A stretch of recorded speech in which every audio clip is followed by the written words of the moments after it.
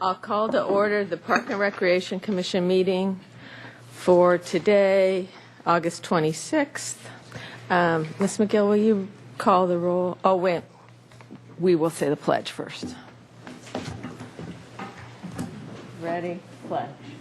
I pledge allegiance to the flag of the United States of America and to the republic for which it stands, one nation, under God, indivisible, with liberty and justice for all. Okay, now we're to roll call. Chair Longstreet. Here. Vice Chair Larimore Hall. Yo. Connor. Present. Burns. Here. Hockman is not here, and intern Torres Santos is not here. Ms. Rapp, do we have any changes to the agenda today? No, Chair Longstreet. Okay, and just before we get started, I'd just like to mention anybody that would like to speak to any item, please fill out a speaker slip and turn it into Ms. Rapp to make sure that we call you. Written communications. We received a letter from the Riviera Association Board that I will read. The Riviera Association Board would like to thank the Parks Department and especially you, this is addressed to Ms. Rapp, and Mr. Escobar for the extensive vegetation clearing at Franceschi Park during the months of June and July. Not only are large sections of the park more fire safe, but the property looks better cared for and is visually more pleasing. As a board member, I was designated to speak to both the City Council and the Parks and Recreation Commission expressing the appreciation of our Homeowners Association. I did so on August 4th, 2009 at the council meeting and plan to do so today at the Parks and Recreation Commission meeting. Unfortunately, due to personal issues, I'm not able to attend this meeting.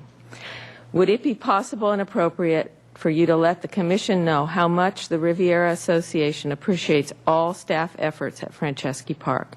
Having been involved with issues at the park for over a decade now, the many changes have been positive and very beneficial for our Riviera neighborhood. And it's signed Brigitte Fursell, Vice President of the Riviera Association. So that's very nice to have that acknowledgement, and thank you, Ms. Rapp and Mr. Escobar, and all of your staff that did the clearing. Any other written communications, Ms. Rapp? Okay, that brings us to public comment. Any member of the public may address the Commission for up to 1 minute on any subject within the jurisdiction of the Commission that is not scheduled for public discussion before the Commission. And seeing no one for public comment, I will move to community service recognition. Do we have one this? We don't have one. No. Okay. Commissioner committee assignment reports.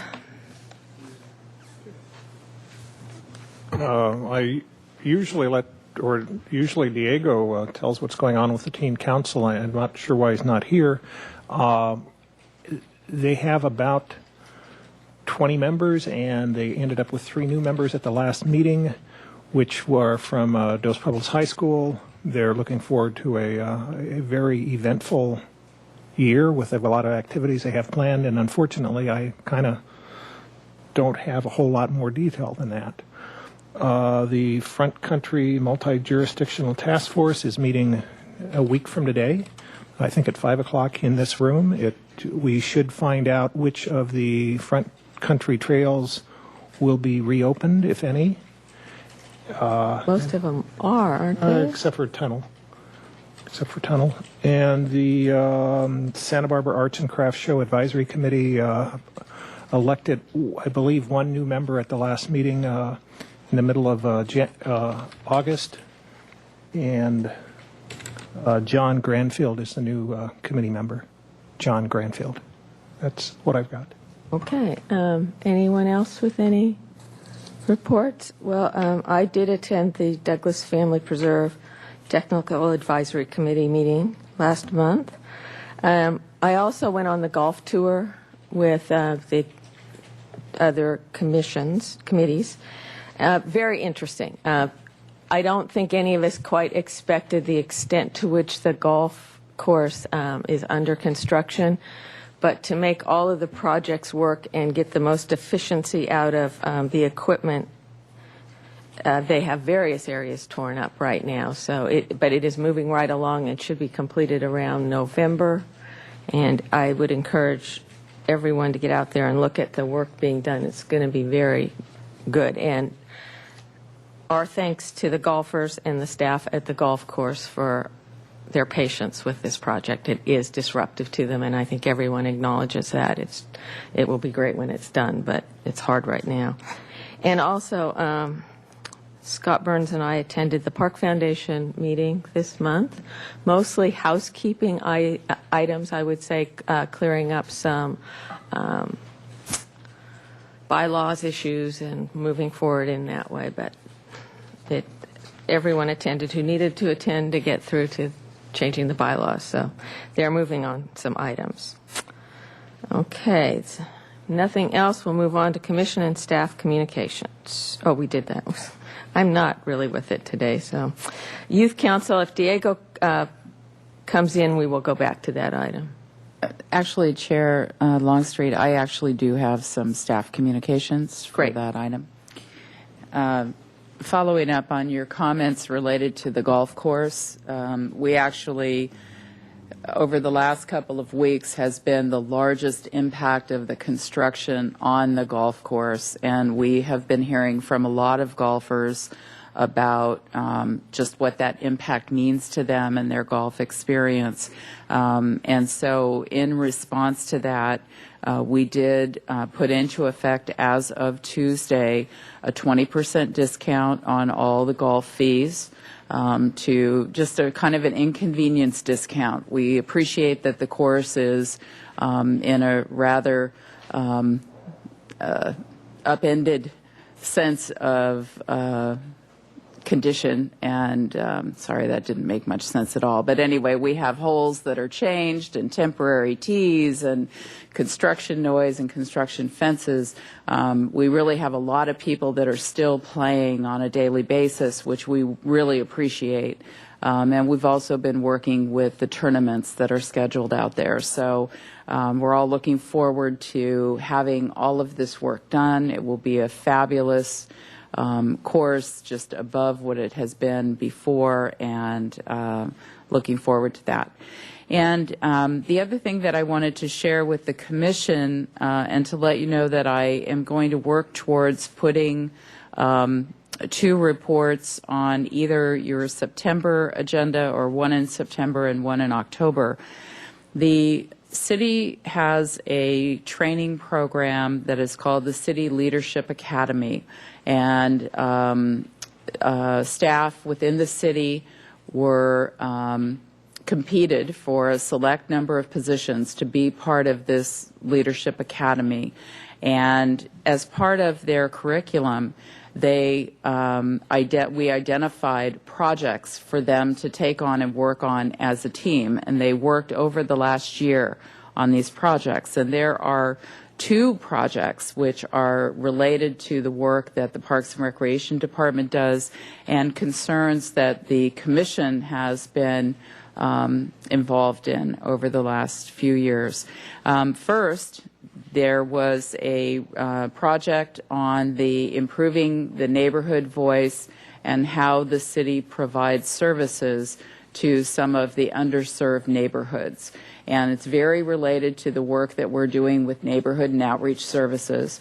And so I would like to invite that group of city employees to come and give their presentation. Our neighborhood and outreach services coordinator, Ricardo Venegas, was part of that work team, and so I'd like to have them come and make that presentation for the Commission. The second was on the Cabrillo Bathhouse, and that group did an excellent job of putting together both the history and the current condition of the bathhouse, and what are the opportunities for the department to increase revenue and have a better utilization of that facility. So both excellent reports. I believe that as an outcome from hearing those reports, the Commission will take some actions forward based on that. So I am going to try and schedule both of those for September If the agenda gets too heavy, I'll probably push one to October. But since they both are pertinent to what we're trying to do, both for the neighborhoods and also for the budget, I think it's important to have those reports come to you. Okay. That's good. Any questions for Ms. Rapp? All right. Now that brings us to the consent calendar. Are there any questions or any items that anyone wants removed, or can we do this as a single item? If appropriate, I move that we move the approval of the consent calendar. Your second? I'll second it. Okay. Okay, any discussion? All in favor? Aye. Aye. Opposed? Abstention? One abstention. Okay, thank you. This brings us to Street Tree Advisory Committee recommendations for action. And Mr. Downey.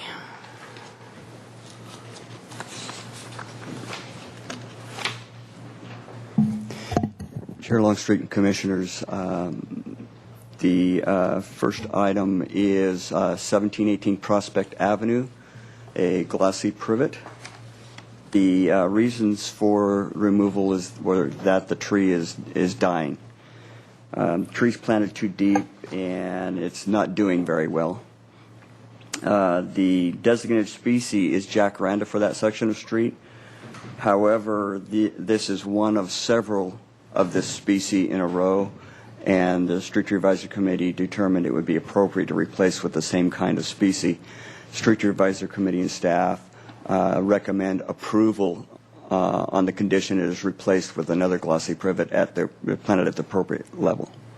Okay, so it wasn't a rock that was impeding it, it's more of the level?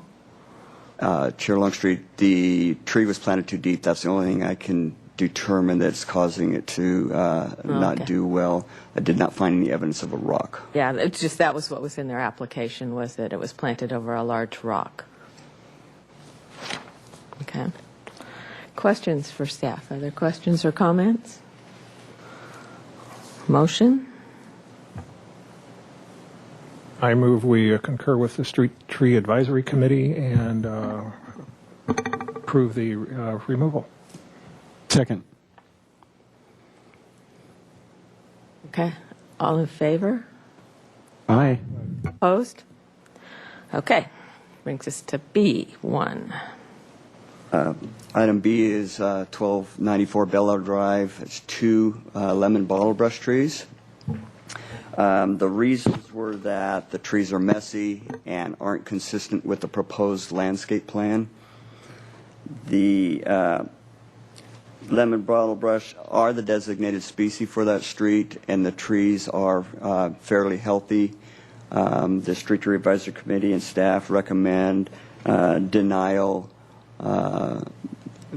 because there didn't seem to be sufficient reason to remove these trees. Okay. Questions from staff before we have a speaker for this item?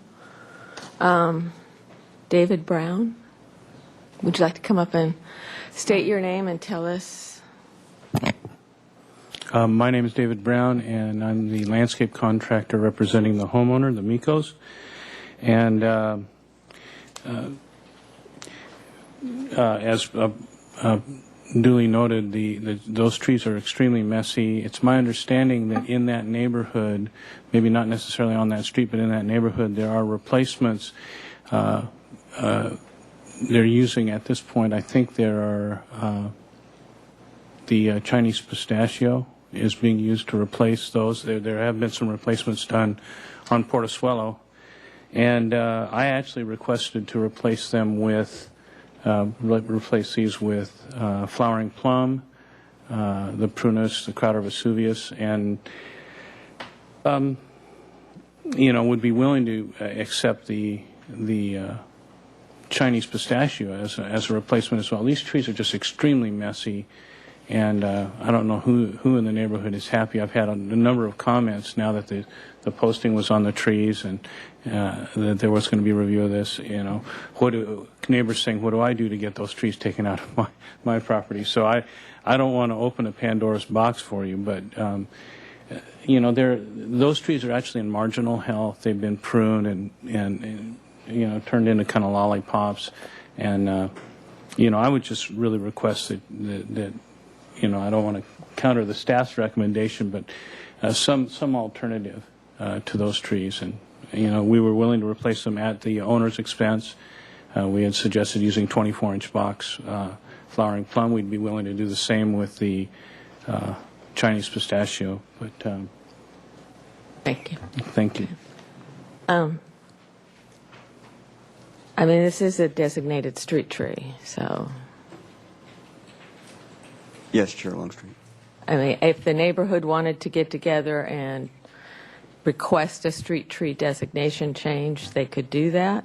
That is But that would, certainly an option. that would be a whole separate action to this one. And personally, I'd have to say we're really leery about stripping a neighborhood of a certain type of tree. You know, if you have a street tree and you have mature trees, that it can really damage even if people don't like them, they're still a tree and they're still of a certain height and been there a while. So, if there are questions of staff, does anyone have any questions? No, but I'd like to make a motion to deny the removal of the street tree at 124 Bel Air Drive. Second. Any discussion? Sure.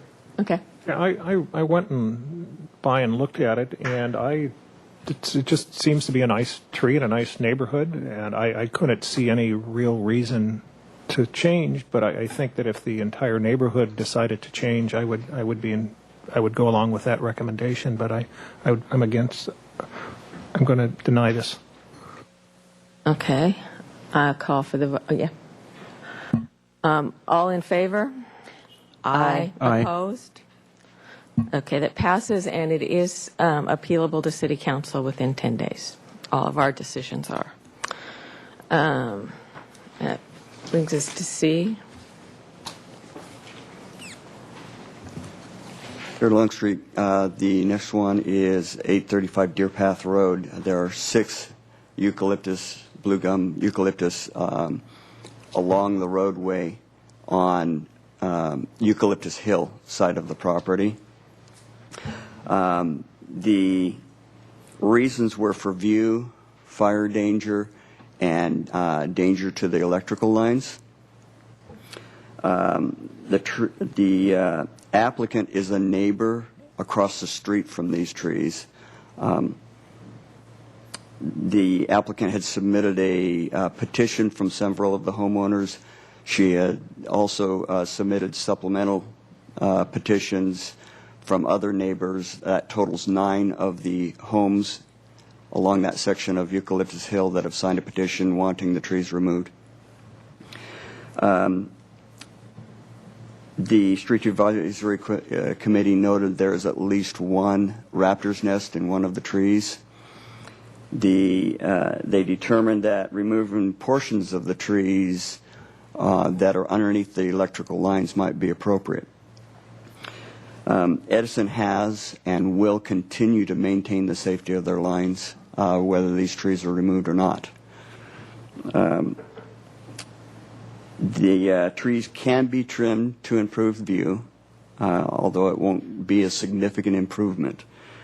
Street Tree Advisory Committee recommends for fire mitigation measures to remove the non-native plants underneath these trees. Staff and Street Tree Advisory Committee recommend approval of the tree you see circled in the left photo and denial of the remaining 5.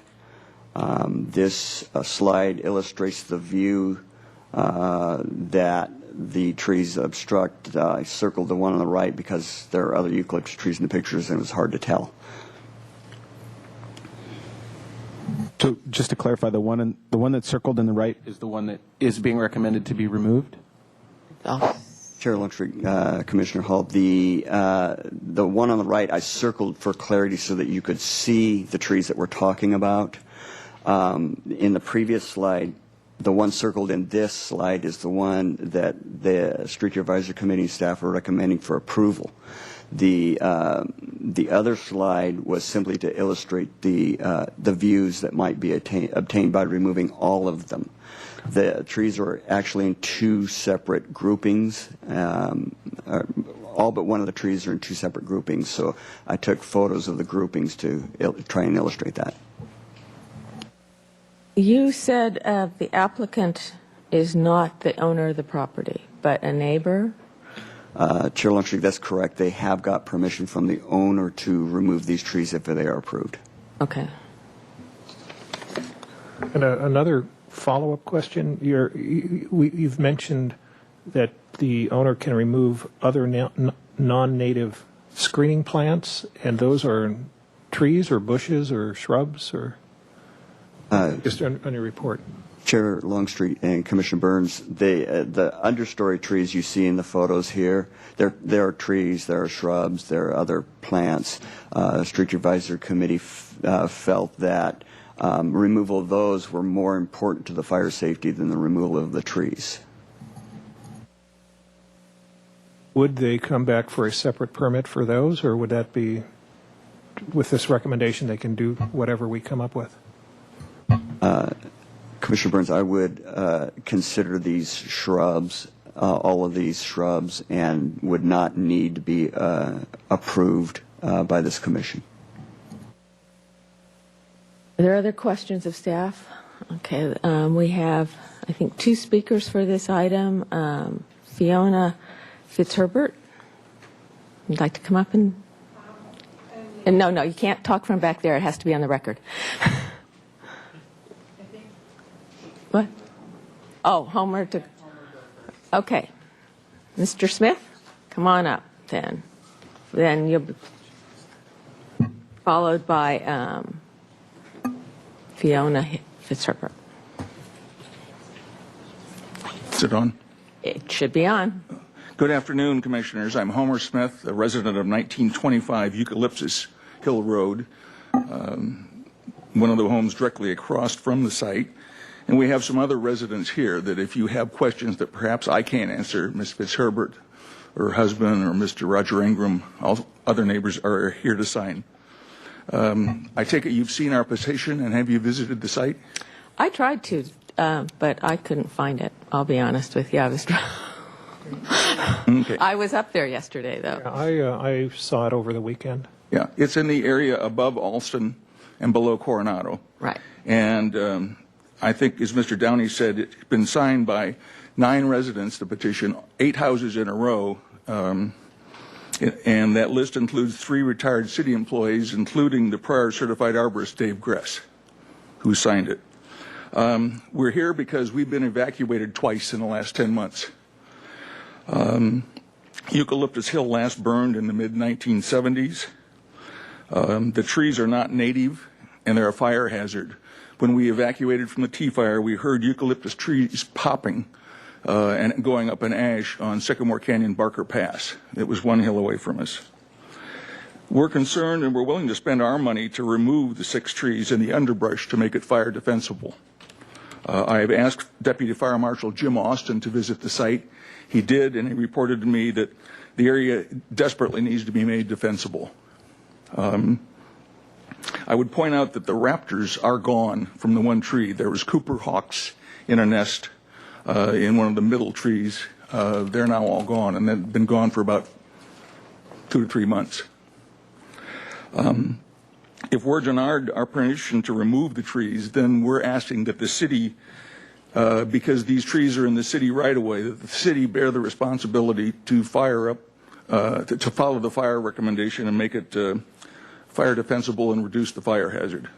The residents are not willing to do the city's work if we can't take down the trees. Okay. Thank you. Any questions? did the deputy fire marshal say specifically that the trees need to be removed, or that the space needs to be made defensible? No, his comment is that the fire department does not talk about removing trees. That's your activity, not theirs. He just said that they desperately need to be pruned back, and the whole area needs to be made fire defensible. Thanks. Ms. Fitzherbert?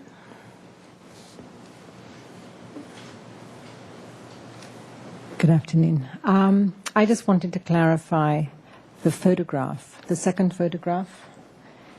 The ones that are circled there, and this may have been clarified, but it wasn't quite clear to me, are not the ones that we're talking about. It's actually the ones on the left and the ones on the right, so not including the ones that are circled. Okay. So they are the exception. Okay. Thank you. And then anyone else on this subject?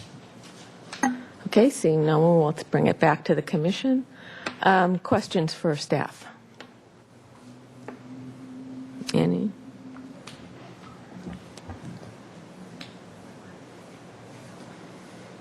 Yeah, I just want to make sure I've got this clear. It's the staff's recommendation that one tree of the 6 are removed, and that the neighbors or the residents should, on their own dime, and actually their own dime for everything, cut down the other brush, and that it's our recommendation that we not let them go for the other 6, or the total of 6. That's correct? Long Street, Commissioner Burns, the recommendation is to allow the removal of one tree that's under the wires, and they recommend trimming of the portions of the trees that have been topped under the wires, but leave the main portions that have not been topped.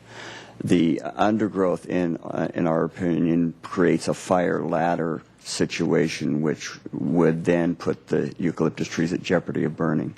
From a perspective of fire safety, the removal of the understory growth is a better defensible situation than only removing the eucalyptus trees. And to clarify, these are not on city property. Some of the undergrowth may be on city property. I did not investigate that, but the eucalyptus trees are in the setback. Are in the setback, so they are not public trees, they're private trees. Okay. I think that's an important clarification. Chair Connor, I'm Chair Longstreet. That's like my third time tonight. I don't know what's going on. Chair Longstreet, and for the commission, just to add a couple of other pieces of information. We were unable to reach our contact in the fire department because she's actually on a fire, so we couldn't confirm what opinion the fire department would have. However, I would say that generally what Mr. Smith shared is probably consistent with what most homeowners who live in high fire danger areas hear, which is, to prune and to clear the understory and to remove and maintain those vegetation that contribute to the fire ladder. So that's very different from removing trees.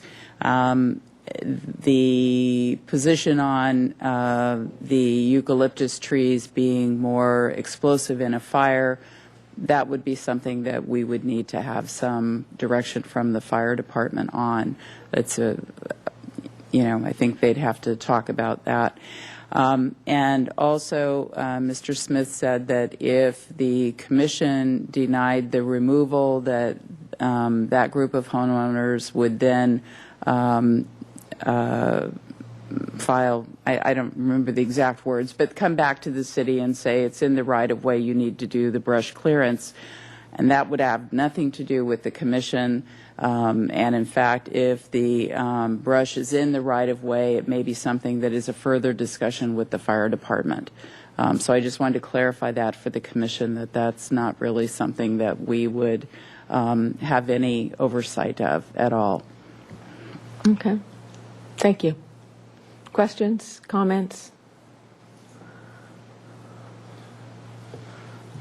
Well, no offense to anyone in the room who might be a big lover of eucalyptus trees or anyone who might share the heritage of eucalyptus trees, but I hate them, and I'm like not a big defender of keeping them because of safety issues and the fact that they're non-native and the fact that they're destructive to native plants, etc. But for me, not being a horticulturalist by training, it's always about process for me and precedent and making sure that the recommendations of experts, of staff, and of our advisory committee are sort of respected through the process. The safety angle is always of a concern to me, and so it would make it a lot easier for me to vote on this item with some not hearsay but direct communication with the fire department, and like a sort of clearer sense about how that brush is going to be cleared. Like, how is that area going to be made defensible and safe, whether it's by a combination of us and the residents or whoever's going to do it. But it's hard for me to cast a vote when there are safety issues. It's a kind of tree I'm not super excited about, but I don't want to override the recommendation of the committee without all of those facts on the table. So that's kind of where I'm at. Okay. And just to add the other point in it, yes, I agree with you on many points about a eucalyptus tree, but then we do have animals that live in those, and if we take down the entire eucalyptus trees, it's nice. One parcel gets it done, but when we see the whole area done, we don't have anything left up there. So it's an issue in many ways to us. I think I would feel comfortable then postponing it, getting something from the fire department, maybe making sure we know where the brush is, where the lines are. I would also encourage the residents up there to start doing their understory clearance now, not wait for this to be one big giant thing. The understory clearance can be done well ahead of any kind of tree removal. So that might give a clearer path about what actually needs to be done to be able to save some trees or not. But I would entertain a motion to postpone this for a month and get our feedback from the fire department. So moved. Second. Is there discussion? Yeah, I guess the only discussion is what are the chances that the fire department comes and says, yes, they do need to be removed, and then we still say, well, per policy, thanks for telling us that, but we're still not going to vote to remove them. And that's just a comment, but I'm comfortable postponing it. 1 month isn't going to make a big deal, but I don't want to just move things along and never get anything done. I think we'll just have more information, and at that point we'll have to make a decision based on what we have before us. Chair Longstreet and Commissioner Burns, I can recall different occasions when Ann Marks, our wildfire specialist with the fire department, has come and made recommendations to the commission on, removing and replacing certain trees in high fire areas. So I think, and we were very sorry that we weren't able to have Ms. Marks here for the meeting tonight. That was our intention. But I just wanted to, provide that information and some history that they have been good discussions. So I think it's of value, to have the item come back and have the perspective of the fire department. I would agree, because I think we went through that in Hondo Valley. And also, these trees located, let's say, 200 feet away from a house, and they may have something planted right next to the house that's quite flammable and right over the top, but it's their favorite tree. So, we'll have a lot more to discuss, and Ms. Marks will give us her expert opinion, and we've had Mr. Downey's opinion, and I think that's good to have the underbrush issues. We have a motion and a second on the floor, so I would entertain a vote. All in favor? Aye. Aye.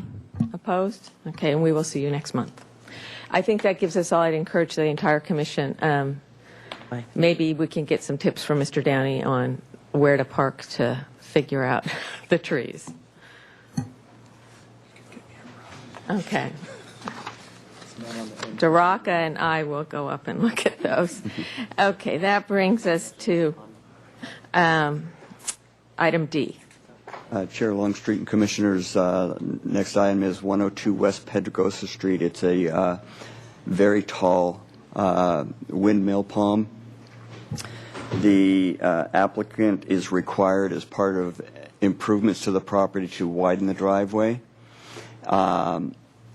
That would put this tree right in the path of the driveway. The contractor has submitted 2 plans for review, dependent on your decision today. One of those will veer the driveway around the tree. The other one will have it go straight, depending on what you decide. The tree is one of the largest species of this species in town.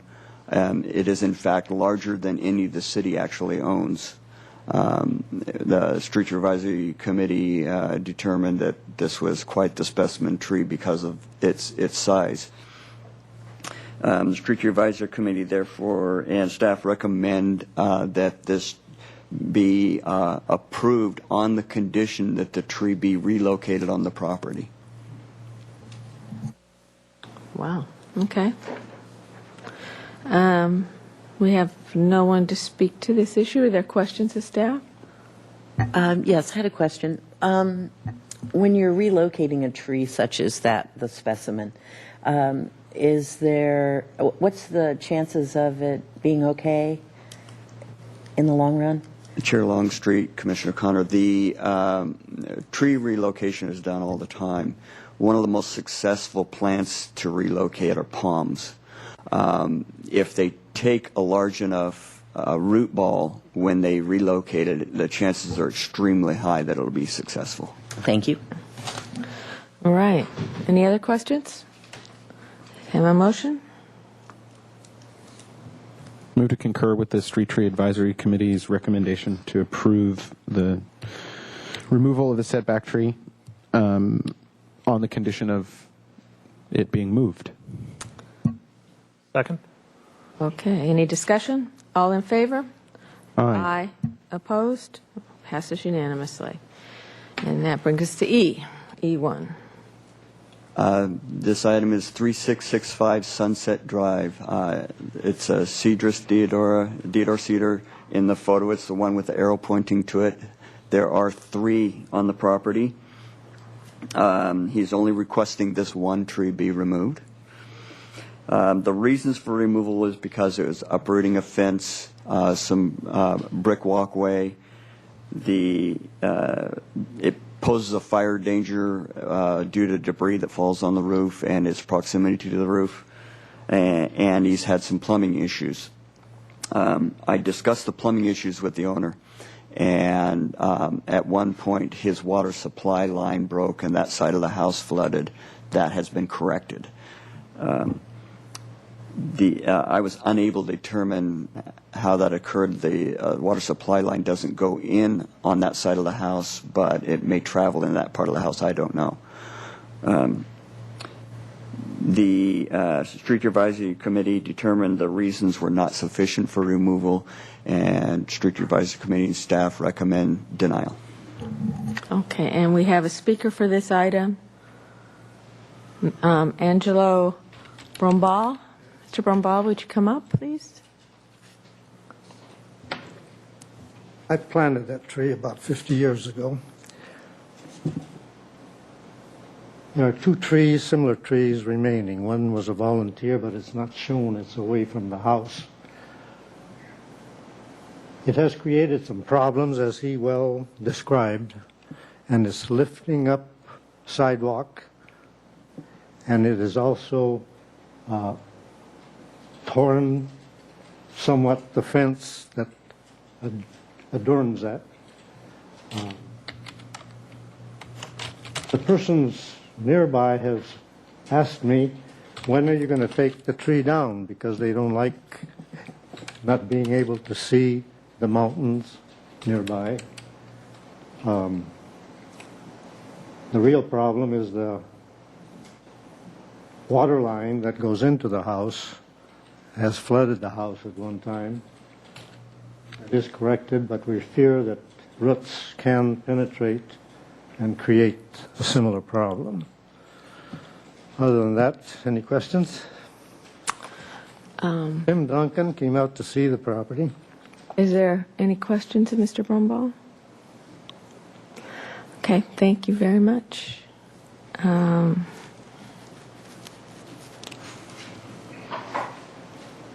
What is the lifespan on this tree? It can live to be 150 years in this community. And how much taller would we expect it to get? Mr. Bumball has kept it pruned. I don't expect it to get much larger than it is if he continues to maintain it the way he has in the past. Okay. Other questions?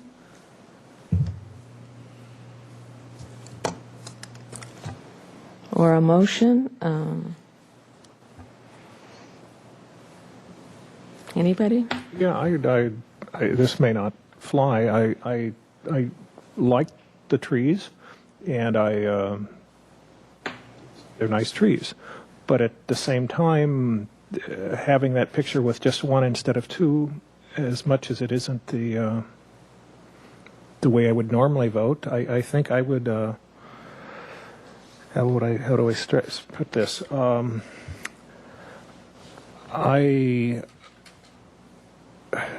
doing this in the reverse order. This is interesting. I move that we allow the setback tree to be cut down at 3665 Sunset Drive. Is there a second to that motion? Anybody going to second it? I'll second it. I'll second it for discussion's sake. Any discussion on? Well, I'd be open to hearing a motivation. I mean, why this one? Sure. My thoughts, if I didn't really come with this when I looked at it, I guess yesterday over the weekend, is we have a gentleman who put the tree in 50 years ago. He's done well. He's lived there for a long time, and it's a nice tree. If he feels that it's appropriate for him to take it out, and that he's taken care of it for a long time, and he's leaving two other trees comparable in the area, I think maybe we could make an exception once in a while. That's my reasoning. Yeah. Any other thoughts?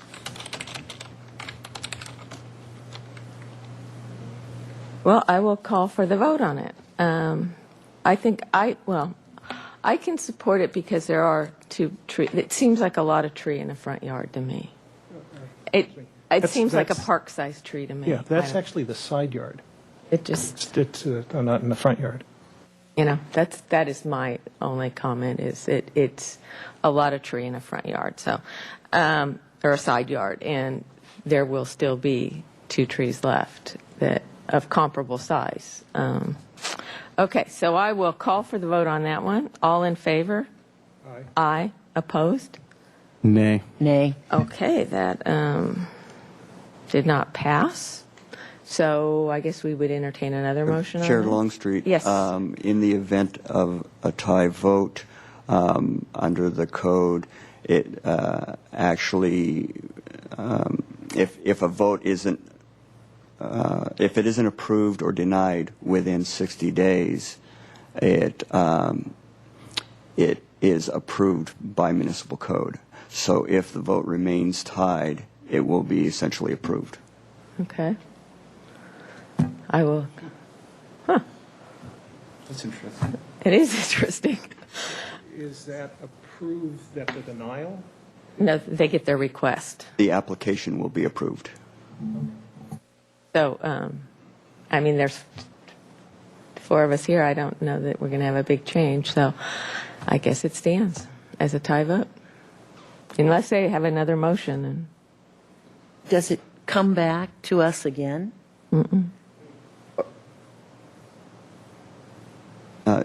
Chair Longstreet and Commissioner Connor, once there is an action by the committee, it does not come back for 1 year. And because the vote has occurred, it's my feeling that this is the application is essentially approved because you voted. Okay. Okay. Well, there you go. Start chopping. Fire somebody, please. Yeah. Mr. Downey, well, yeah, you can't go right now. Mr. Downey will, you can contact Mr. Downey. Okay, are we? I want to be sure that I'm understanding this. Mr. Brumball, wait a second, yeah.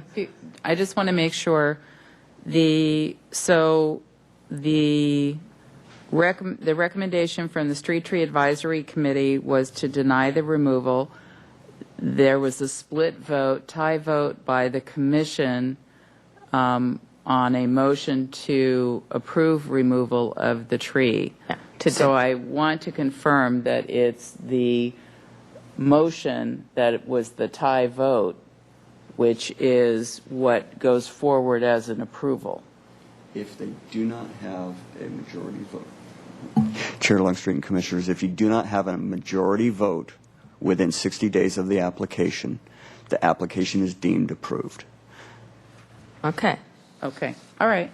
I just wanted to be clear. This doesn't happen very often. No, we're all treading in new territory. And in the interest of clarity, we're making an assumption that a motion to concur with the recommendation of the advisory committee would also fail. Well, make it and we can see. Well, no, I'm happy to make that assumption. I'm just saying that's our. just so everything's on the table. That's why that essentially stymied vote ends up being an approval, which is something I'm glad we know now. Yeah. My goodness sakes, we learn something new at every meeting. And now we're to item F, which is approve the changes to the street tree master plan. Chair Longstreet and Commissioners, this is the site of the Vaughn's property that is proposing development to make improvements. The trees on the left are existing trees on the property. They're not doing very well at all. The development project proposes to open up parkways along the strip, which would create more opportunities to plant trees. The trees are currently in tree wells. Since the trees are not doing very well, there was interest to find other trees that may do better in that location. There may be an application to request the removal of these trees at a later date, but that has not occurred to this date. The Street Advisory Committee and staff recommend that the Brazilian cedarwood be chosen and the Chinese flame tree, the two photos on the right, be chosen as an alternate species for this block. Examples of mature Brazilian cedar trees on East Gutierrez between Santa Barbara and Anacapa. And for the Chinese flame tree would be the 1800 block of Gillespie. Is this picture's from the Vaughn's parking lot? Is that what you said? The existing picture is of the trees from the Vaughn's parking lot, correct? Okay. Now, I know the Vaughn's is gone. Is there something else that's going in there that might be, is this contingent upon anything else going in there or requests from anyone about that? Chair Longstreet, Commissioner Connor, there is a project in the approval process for this site. Unfortunately, I don't recall the exact proposal, but the idea for changing the species designation on this block was due to these trees on that street this species tree not doing very well, and opportunities will be opened up for additional plantings, and planting a tree that's not doing very well doesn't seem appropriate. So the request is to pick other trees that may well do better.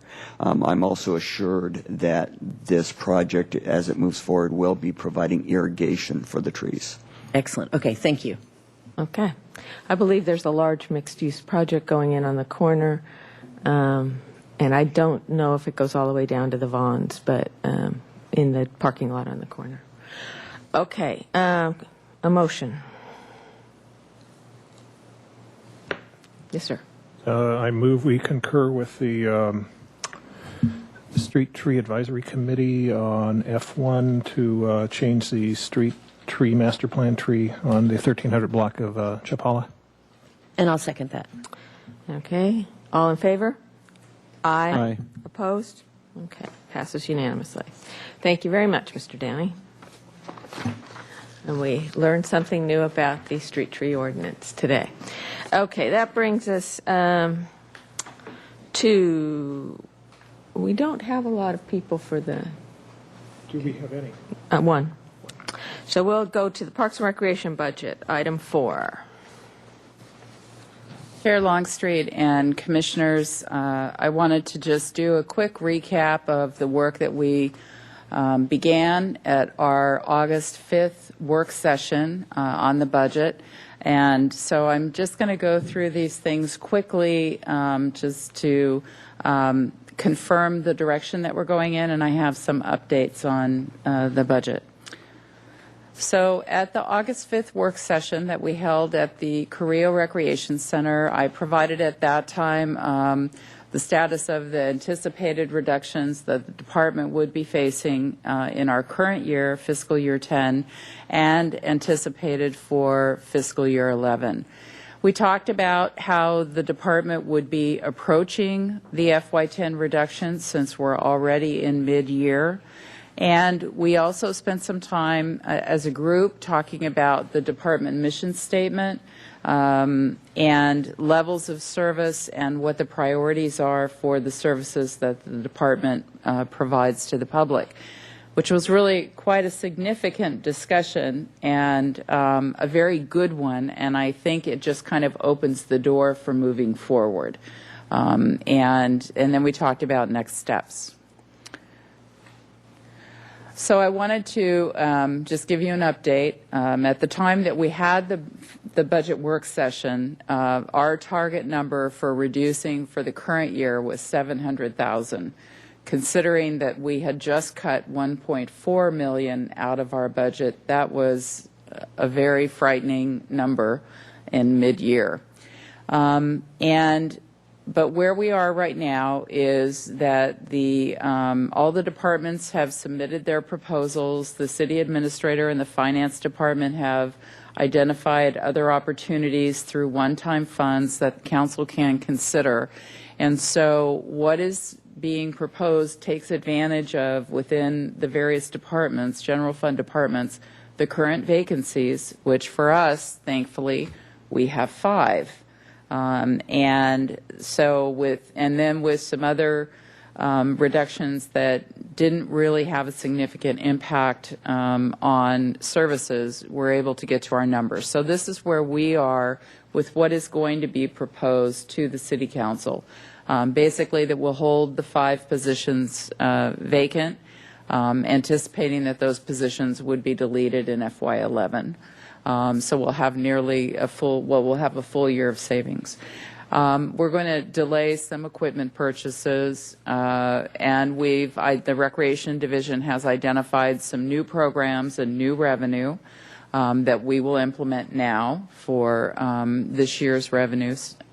And we have some various line item savings in a few different budgets, and some minor hourly reductions in admin. The biggest impact there will be in the project management team. And then we have some savings that staff have already identified, actually, in both aquatics and tennis, since we just came through our summer program. So with that, we were able to get to almost $400,000. We will know the first week of September if all of those reductions will be part of the package. But I think we're just very grateful that the rest of the things on our list to get to $700,000 were current positions. And so that really would be a significant impact. And again, we're looking at fiscal year 11 of potentially $1.3 million in reductions. I would, it's hard to think that that would be the number because we thought we were good with our projection for FY10 and here we are making reductions again. So hopefully that is the number and it won't be something greater than that, but that's what we'll be looking at.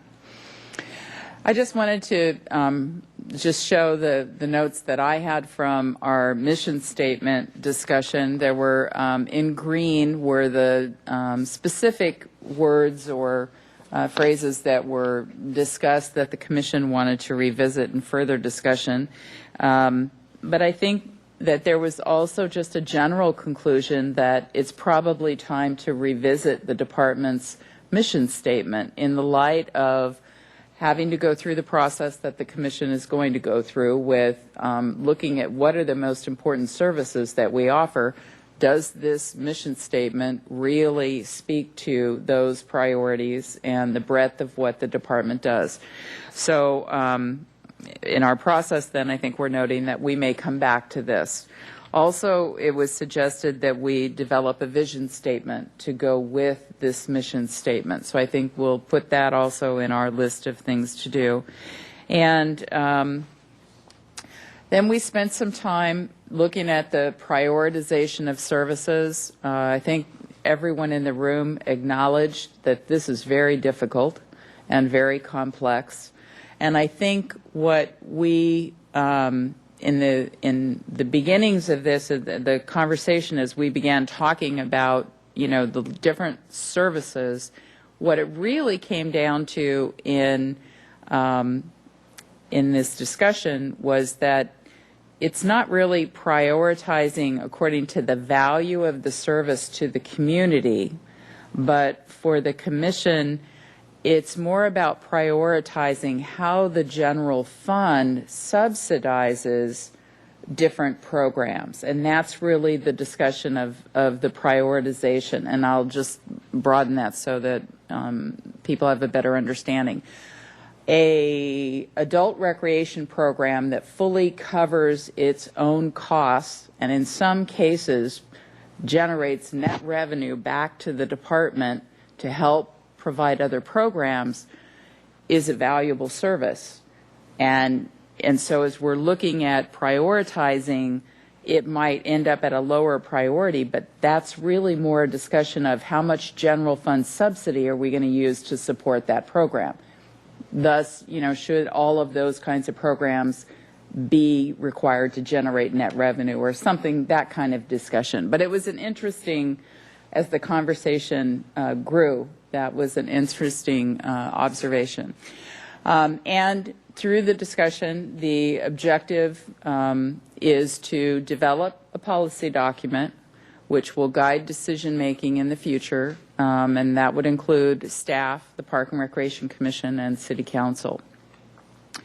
And I thought it would be worthwhile to just quickly go through the service levels. I did clean this up a bit just from some of the discussions that points that commissioners had as we went through this. But level 1, mandated and basic levels of service, focusing on stewardship, maintenance, and basic operation of public resources, including the parks, beaches, recreation facilities, front country trails, and some of the considerations for that would be ADA mandates for service, basic operational hours of service, basic park maintenance, capital improvement program to protect the resources that we have, long-term planning, and the role of the Park and Recreation Commission. So those were just some of the examples. Level 2, services of a high community priority, intimately aligned with the department mission. And one of the comments that the Commission made was this is really where public safety comes into our parks, facilities, beaches, and programs. These might be activities where there are few or no opportunities provided by other agencies in the community, and it's a role for the city parks and recreation to fulfill. Accessible services targeted to vulnerable populations, and there was a lot of Commission discussion about this and what does that mean and how do we define that. and I think we'll come back to that. But just some qualifiers that were used in the discussion: youth, teens, seniors, low income, Spanish speaking, just looking at what are all of the vulnerable populations that it's a priority for the city to address. So that was that discussion. And then also in this level, city council priorities or city administration driven priorities. Level 3, services of medium to high community priority which support the department mission, services that enhance the quality of life for the broader community. Services may generate revenue to supplement the general fund subsidy, but they're not fully cost recovered, and that would largely be due to wanting to keep them accessible, or they would be priced out of accessibility for some populations. And then we may also have services in this category that are duplicated by others in the community, but they utilize the unique features of our parks and facilities or our staff assets. Level 4, services that are aligned with the department mission. Revenue-generating services that maximize facility use and opportunity, services of a lower community priority. And again, these may generate revenue, and they do still have some level of subsidy. So I think there's some room to work with the difference between levels 3 and 4. And as part of the work session, we talked about, do we need 5 levels or can we have less? And I think this will be flushed out more as we have another work session and try to really begin to categorize some of the services. And level 5, optional self-supporting services aligned with the department mission that enhance park and recreation experience for the broader community. And these, again, would be the full cost recovery with net revenue to support other department programs and services. So we spend a lot of time talking about those levels and looking at maybe some of the programs and where they would fall. I believe that the commission and staff saw that as just a very introductory discussion that just, will take it to the next level. This is still very much draft. We may not even end up with this kind of a format for what we're trying to do, but I think it was a good starting point. The next steps that were identified at the work session and then with staff afterwards was that we probably, now that we know that our focus is not needing to get to something immediately for the FY10, but really we now have a time to plan and deliberate about what will we do for FY11. I think we have more time to have a series of work sessions with the commission to kind of have more of this discussion. So the work sessions that the staff would suggest is that we have a work session that just very specifically talks about recreation services and how they might fit into those different levels when we're talking about general fund subsidy. At your work session on August 5th, we talked a lot about park maintenance services and having the commission have a better understanding of what is basic park maintenance and what are the levels of enhanced maintenance in some of the different parks. We talked about the need for understanding what the different parks, what maintenance service level that they're at and what that means. And I'll just frame this a bit in that we've been making a lot of reductions in staff on the park side. And because parks is, primarily labor force, that means we're seeing effects in our parks and how they're maintained. And so I think it's important as we make further reductions that we, really talk about, what's in our parks as amenities and, are those the priority? and really having that discussion. So we really saw that as a separate work session where we're really focusing on some of those issues. From that, hopefully staff will be able to assist with developing some kind of a draft policy that the commission would then work on, and also to identify and begin work on some opportunities that came up as suggestions during the commission work session, also some things that staff has been talking about. We have, we are responsible for operating a number of facilities, and it may be that we have other people in the community that can step up and operate those facilities and run the programs and still provide the service to the community and do it at less cost than the city. So we need to talk about some of those things. Looking at who actually uses our facilities under kind of a lease operation, or maybe it's an understood operation. I'll just give you some examples. We have the 2 lawn bowls clubs that operate lawn bowls facilities. We have different, the Santa Barbara Swim Club that leases a portion of Los Baños to run their programs.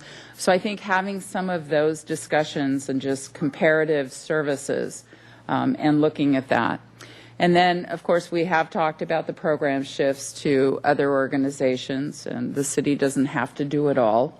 And we've been spending a lot of time talking about revenue enhancement, both from programs, fund development, and other opportunities that we have. So we want to identify those so that we begin to move some of those ideas forward. It's very difficult to just do those when you're in the midst of budget reductions and the budget review process. A lot of these are things that need a lot of discussion and analysis and weighing of priorities, some philosophical discussions about the role of park and recreation facilities in the community and the relationship with community organizations, all of those kinds of discussions. So that's really, that's kind of where we see this going, and what we kind of took from the work session that we had on August 5th.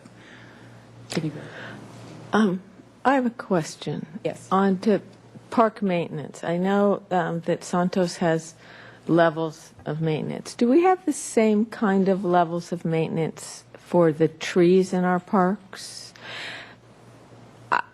What I see in the next couple years is that I just don't want us to get into the same position we are with our facilities, where we're so backlogged that we end up in either dangerous or, losing trees we shouldn't have to lose, that the items that are irreplaceable.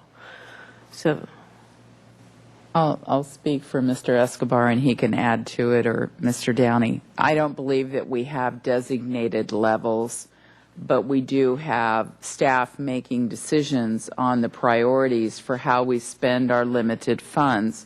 And if you'll remember, as we adopted this year's budget, we cut our maintenance of park and facility trees by 50%. So we are going to have those impacts, and so that is, and it's just a very big much concern of mine. Anything that you wanted to add? Commissioner Longstreet, Commissioners.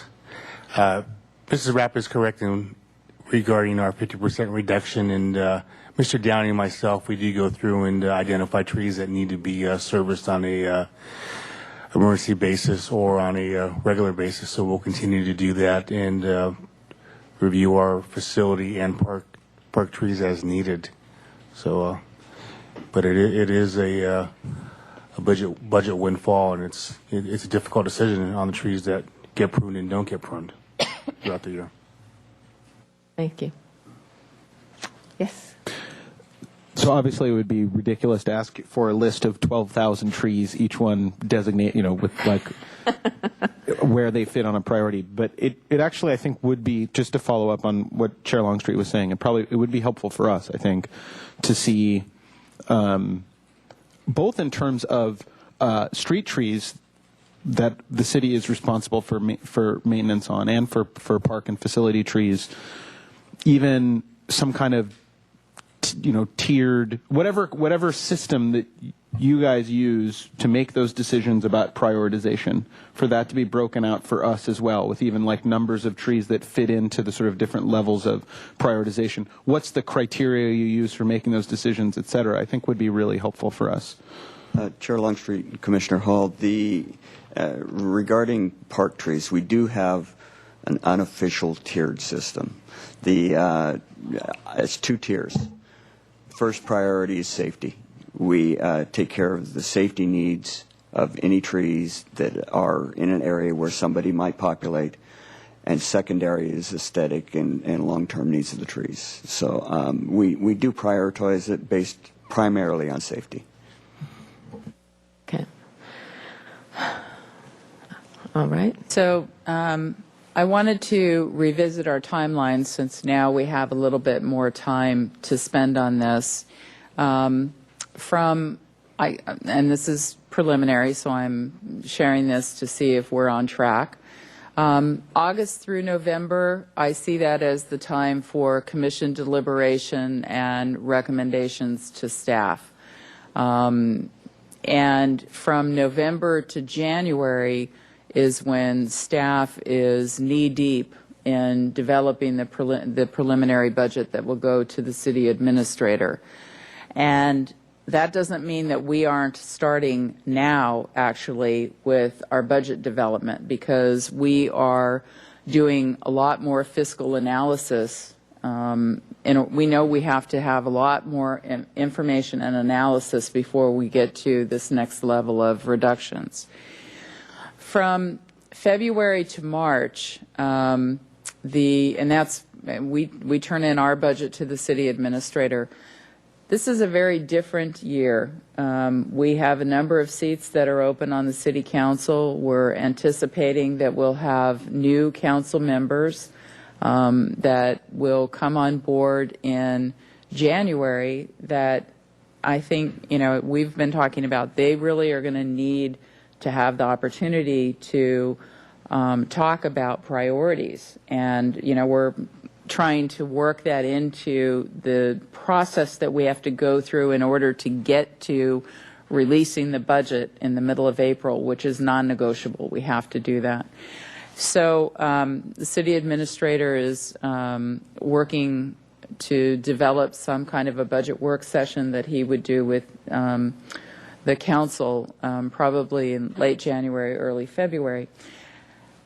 We will have already submitted our budget, and then having that discussion. So I would anticipate that we will probably be talking about, well, if not that, we'll probably do this, and have some additional options that we'll be looking at based on the input from City Council earlier in the process. So, and then in mid-April, as you know, the proposed budget goes to Council and comes to the Commission, and then we go through the public review, and the budget is adopted in June. So going back to August through November, and really we're at September, I think, we have basically 3 months to tackle what I think is a pretty substantial work effort on the part of the Commission.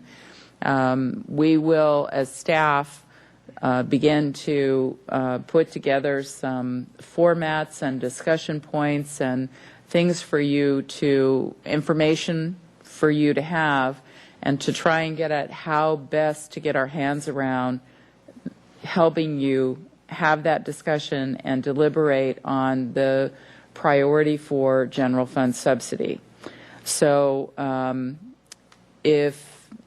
I think that's kind of what I just wanted to share with you, just recapping where we are and then what's ahead. And if you're concurring with where we are, then we'll go forward with getting some work sessions on your calendars over the next 3 months. Okay. The one thing I would like to add, in January, probably after we get the new council is seated, we have to this year have a tour. We really do need to have them up to speed on what's getting cut, what it looks like, what our facilities look like.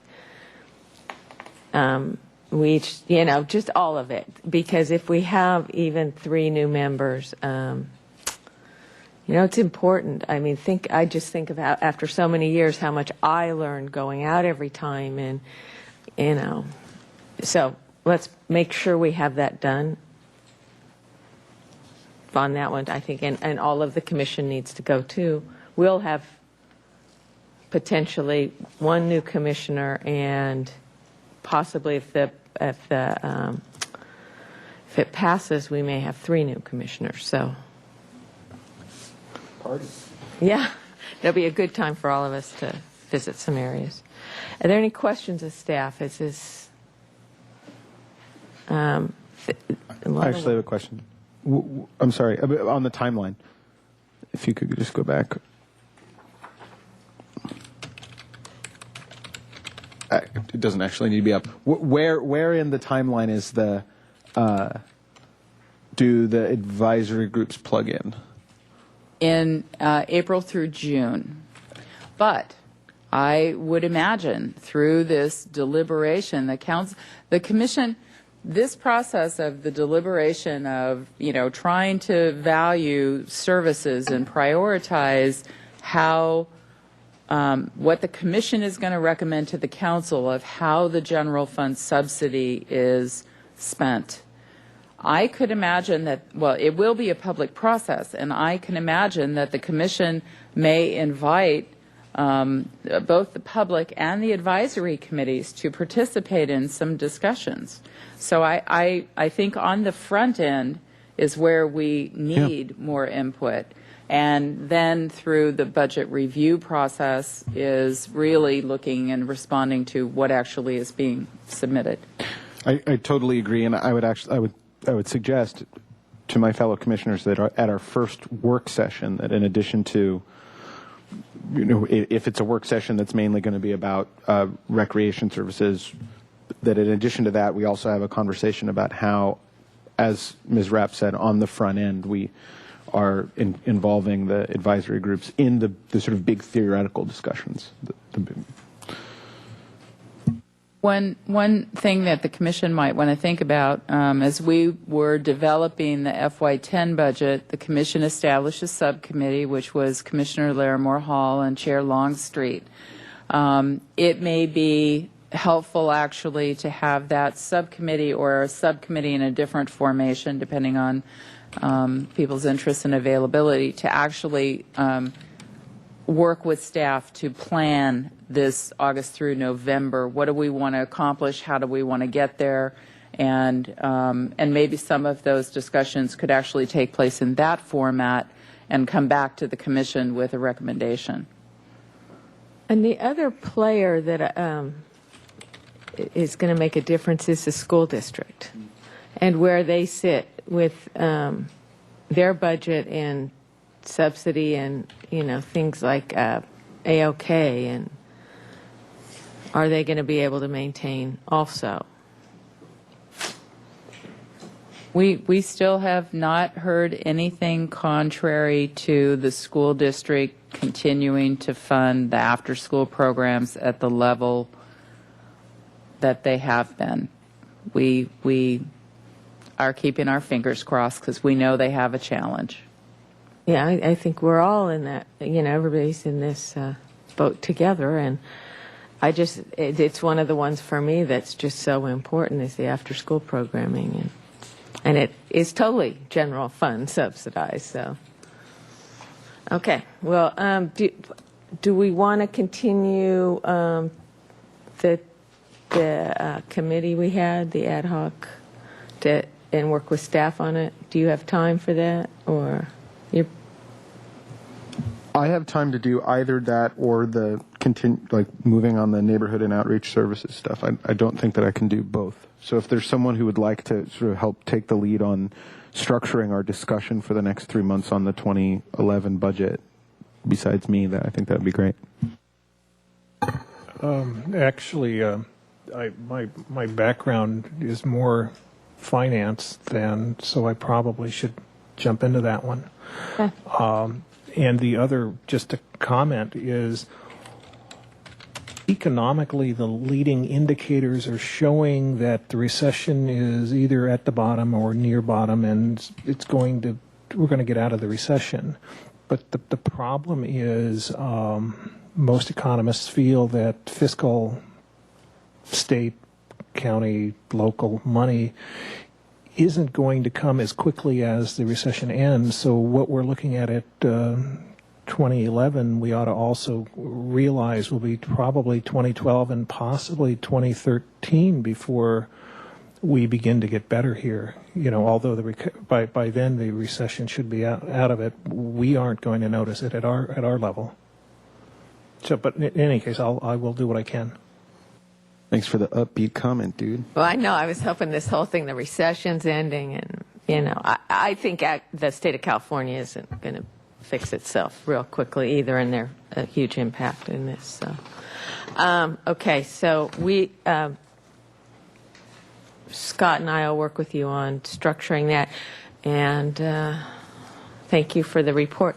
I also do want to say I know there have been staff cutbacks and things, and I don't want to see staff have to generate a lot for us over and above what you're generating for your deliberations. So I know that is easier said than done, but we're not trying to make it harder, but better. So thank you. Okay, well, now let's move to a different topic. Neighborhood and outreach services.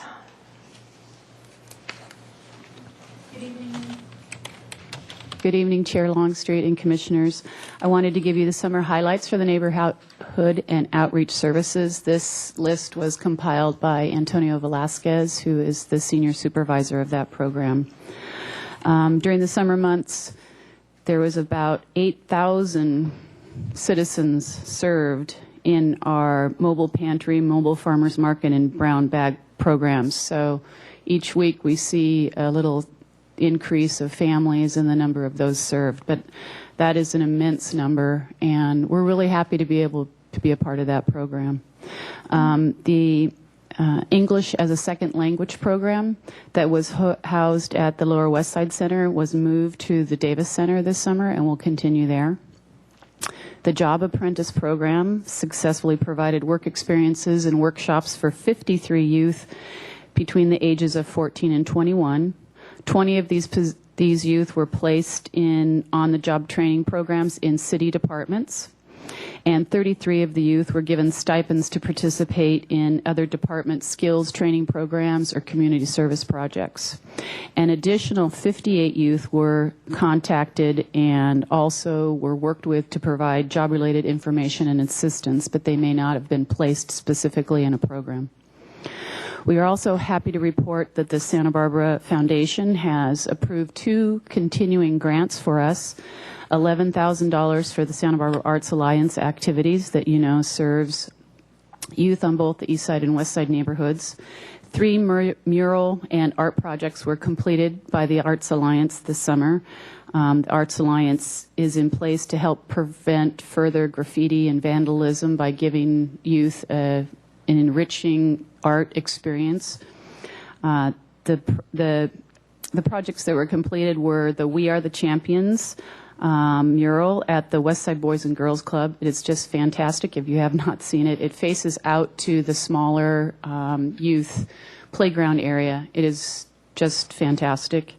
Also an art exhibit of individual art pieces that were completed by participants in the Art Alliance called Puente al Conocimiento, Bridge to Understanding, was an art exhibit held at El Puente Continuation School. And also the Seascape mural at the West Side Center on the handball wall was completed. This later project was a result of the near arrest of 3 youth that were vandalizing this handball wall. And when the youth were being interrogated, police were discussing with them what was going on.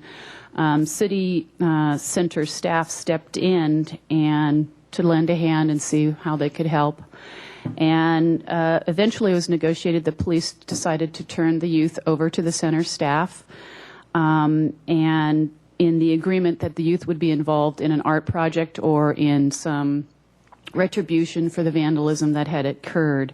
And what ended up happening was part of the art, these youth were brought into the Art Alliance and they did a mural on the handball wall. So instead of them going through the court process, they were actually given another opportunity, and the wall now still has not been tagged or graffiti on it right now. So we're looking for other opportunities like that, but that is one example of how community center staff step in to make changes in lives that you may not hear about, or but it's working with the citizens and working to make change. The second grant was for $6,000, another continuation grant for Healthy Options for Teens. It's a health education and kind of recreational activity program. They do cooking and nutrition classes and try to engage teens in healthy choices for food, for yoga and different other types of experience that you can get out of the community. So that's going along very well. We also, I think, Mr. Velasquez reported on this briefly last month, but there were 12 youth that participated in the Airport Operations and Aviation's occupation program. And there was such a great success with these youth, and the airport staff were so impressed with the youth, as well as it was just really engaging. It was a nice fit that we're looking to try to continue this program so that it goes year-round instead of just as a summer program. And they were all able to go up in an airplane ride and, explore all the possibilities of job opportunities at the airport. So we are looking to make it a year-round training program and try to get more youth to go through it. So that was very positive. The Teen Center and participation in teen programs was over 600 youth this summer. They were open 5 days a week, plus they had several different special activities and excursions. The daily attendance was around 14, with a high of 26 and a low of 6, plus all the other excursions.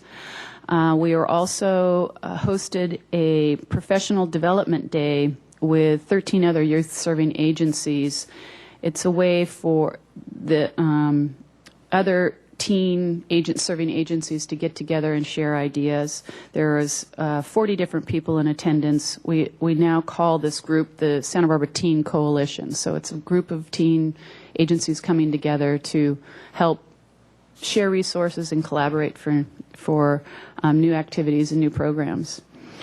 Some of the upcoming things that are for this next month that we're looking forward to, given the budget concerns, and we did cancel the neighborhood and outreach services discussion on how to change the advisory committee. That meeting was canceled. It will be rescheduled probably within the next 2 weeks. So Chair Longstreet and Commissioner Larimore Hall, you'll be getting a phone call to try to get that going. The ad hoc committee will be putting that together to develop a new structure.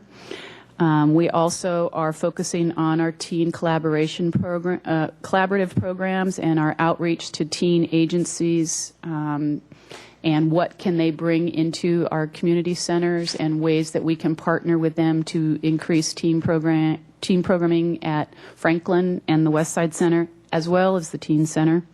We are currently in the process of hiring 2 teen programmers for the Franklin and West Side Centers, so that they will help coordinate the activities on site and can be the face that teens go to and know the person to ask questions of. So I also wanted to remind you that Korea Recreation Center is closing in about 2 weeks, so there has been a lot of focus of moving everything out, moving teen staff into community centers, working as team players, the staff getting together, setting goals, and making decisions on how to move forward, divvying up responsibilities, seeing how we can most efficiently run neighborhood and outreach services. During the summer months, it was more of, okay, let's get through this summer. We know this is in, the offing, but now we're really shifting gears with school starting, and how can we make changes within our organization to more efficiently have programs offered and increase the number of programs that are out there. So I'd be happy to answer any questions that you may have. I have a question, Sarah. Of the 600 people that were youth that were involved in the summer program, do we have a number on how many are unduplicated?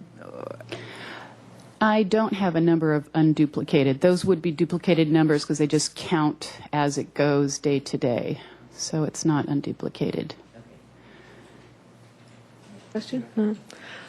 It sounds like it was a good time for the Carrillo Rec Center closing because we're making big changes anyhow, and this makes everybody change. It's an opportunity to move your desk, clean your files, start fresh. There we go. Congratulations. I know that's a big undertaking for everybody, and best of luck to all involved. Yeah, thank you. To keep the programs running while you're moving is always hard, so Yes. And changing. Anything else? Just thank you for all your work. There's a lot of amazing things that happen in this department, but this is some of the stuff that I personally find the most exciting,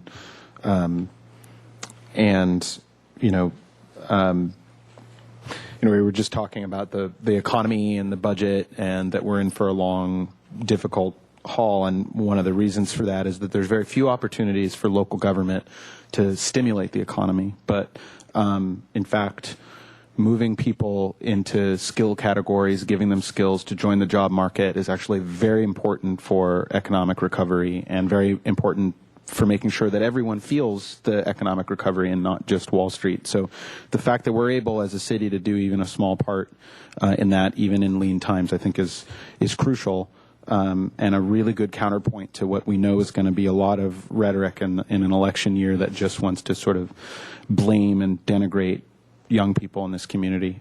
So I'm very excited to be part of the city's work that's pushing back on that. Thank you for that comment. And I will say one other thing. The caseworkers, the Santa Barbara County Education Office caseworkers that were working with the probationary youth and the youth that were underachieving in school, those identified youth, met weekly during the summer and with city staff, with Fred Razzo, with Don Olson. And it was very productive. We learned, again, a lot and ways that we could work together better and have ideas for next year. But the results of the successes and some of the challenges from the summer months and those particular youth is being compiled, and I believe it'll be available later this month. Go to the South Coast Gang Task Force meeting, and we can bring a report back to Commission on that particular program, because those are really some of the targeted youth. When we talk about city job apprentice program, those are kids just that walk in off the street or that we pull off of the street because we see them there. So, or their families call and have concerns, help me, those kinds of things. So there is a couple of different groups working in all kinds of different ways. So that it's been really exciting to see the changes and the improvements of those collaborations. And those are things that happen one child at a time. One youth at a time. And we're lucky to live in a community where even helping one child at a time makes a big difference. So, you don't expect to see 500 kids placed in jobs. Having 20 placed in jobs is a big deal in this community. So, it's good work. I'd like to say thanks to Mr. Velasquez and his staff as well as your collaboration. I know you're working really hard to get this done, and I think it's wonderful, too. Just like you said, this is the kind of stuff that a lot of people don't hear about, but it's major. And thank you. Yeah, I think each one of those kids that doesn't end up at juvenile hall or down the road that way is a huge savings, and it's just in their importance as human beings as well as what it costs financially. But it's okay. Anything else? We're doing okay. That was a little more upbeat than the budget. Thank you. Little. Yeah. And now I think the next one's going to be positive too, so that's good. Off to youth sports. Okay, what? Our sports supervisor, Jeff Smith, will give this report. Are you Okay. leaving? I just have to go to the bathroom. Okay. We could have taken a break, but no, we'll do it this way. Good afternoon. My name is Jeff Smith, sports supervisor for Parks and Rec, and I'm here to talk about youth sports and practice fields. And I'm expecting it to be a positive report. Just one of the functions of the sports office is we schedule practice and game use at 7 local city sports fields and 10 Santa Barbara School District fields. And last year, in fiscal year 09, we scheduled over 11,000 rental hours in those fields.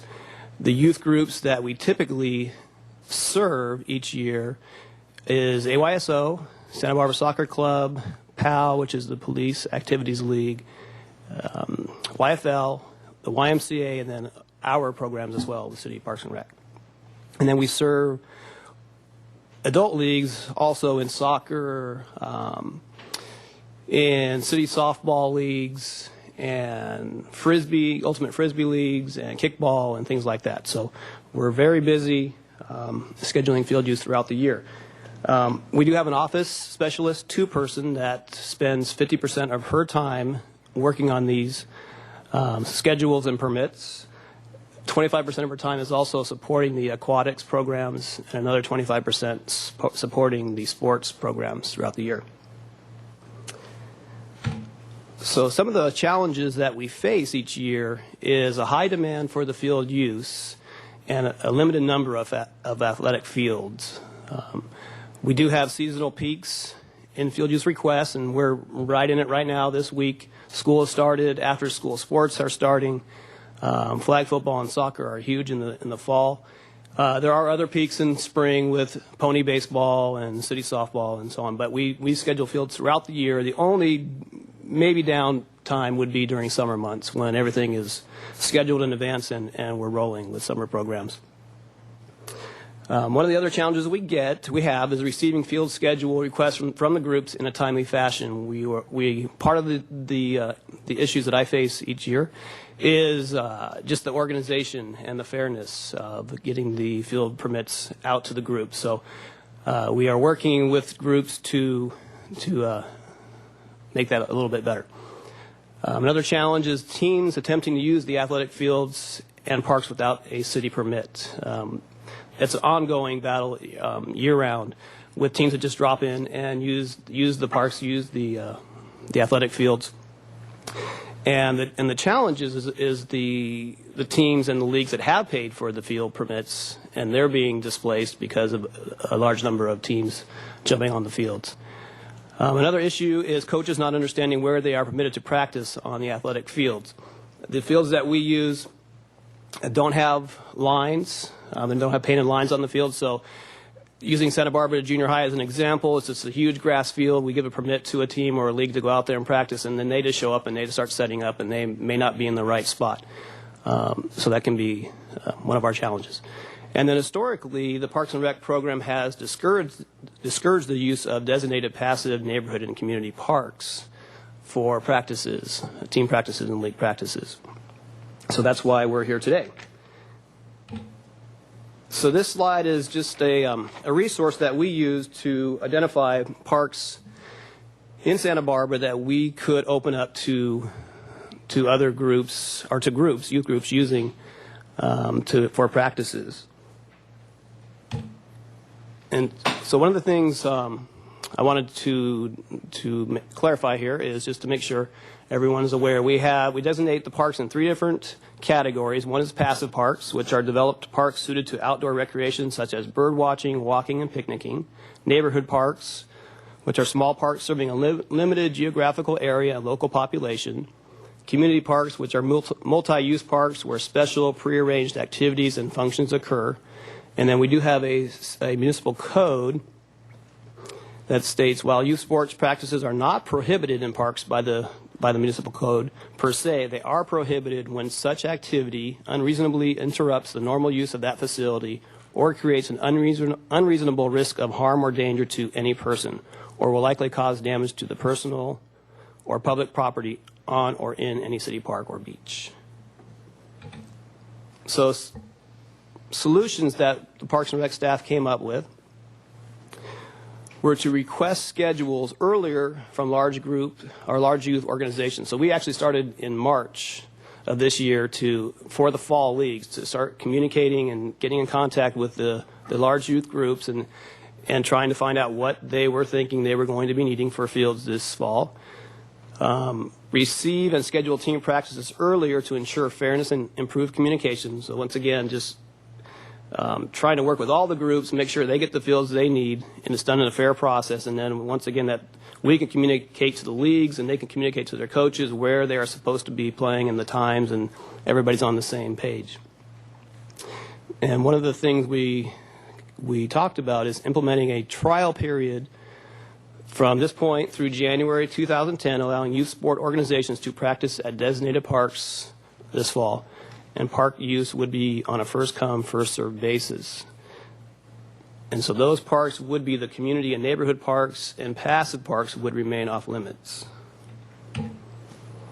So we met with AYSO representatives Pat O'Malley and Ralph Waterhouse, and in June, and we discussed AYSO limiting the number of teams practicing in any given park, and to limit those teams to the youngest of players, that's 8 years and under, to help prevent extensive damage to park turf with overuse. And one of the other solutions we have is although there's a high demand for field use, we would like to open up our softball fields and our Dwight Murphy soccer field, which Dwight Murphy soccer field was only used in the past for games on Saturday and Sunday. We like to open that up Monday through Friday, and the softball outfields for teams to actually practice on. And there is a permit that's required for those fields, and there is a $14 per hour fee. And then the fees collected from the rental of these sports fields help offset the increased cost of turf maintenance in the heavily used areas. Those areas, like Dwight Murphy and things, would you be looking at that for the older? Yes. Older Actually, kids? it's open to any and everyone. Okay. But if you can keep the younger ones in the smaller areas where they don't need so much, then might have more practice space then, huh? And that's totally up to the youth organizations. Okay. The proposed community parks, this is the list of the parks that Santos and I and Ralph and Pat O'Malley sat down and identified would be possible parks for at least AYSO to go out and practice, set up their cones, set up their pop-up tents and pop-up goals, and hold practice as long as they were removing all that equipment when they're done. So these are the parks. And Chase Palm Park is already heavily used by everyone, especially adult players. Is that when you're showing teams, or you're saying a team per day, or is that just one team per week? I don't know what you mean. That is one team at a time. So that could be one team from 4 to 5 p.m. and then another team comes in from 5 to 6. And when we discussed that with AYSO at least, we asked that they be sensitive, the coaches be sensitive to where they're practicing, move around so they're not just wearing out the same area over and over. And then our contact information, where we do all the schedulings at the Cabrillo Bathhouse, 1118 East Cabrillo Boulevard. We're open there Monday through Friday, 8 a.m. to 5, and then our phone number. Just leave the slide up of where, yes. That sounds very thorough, and I like that. It seems like we're expanding and accommodating. We do have a speaker for this one item.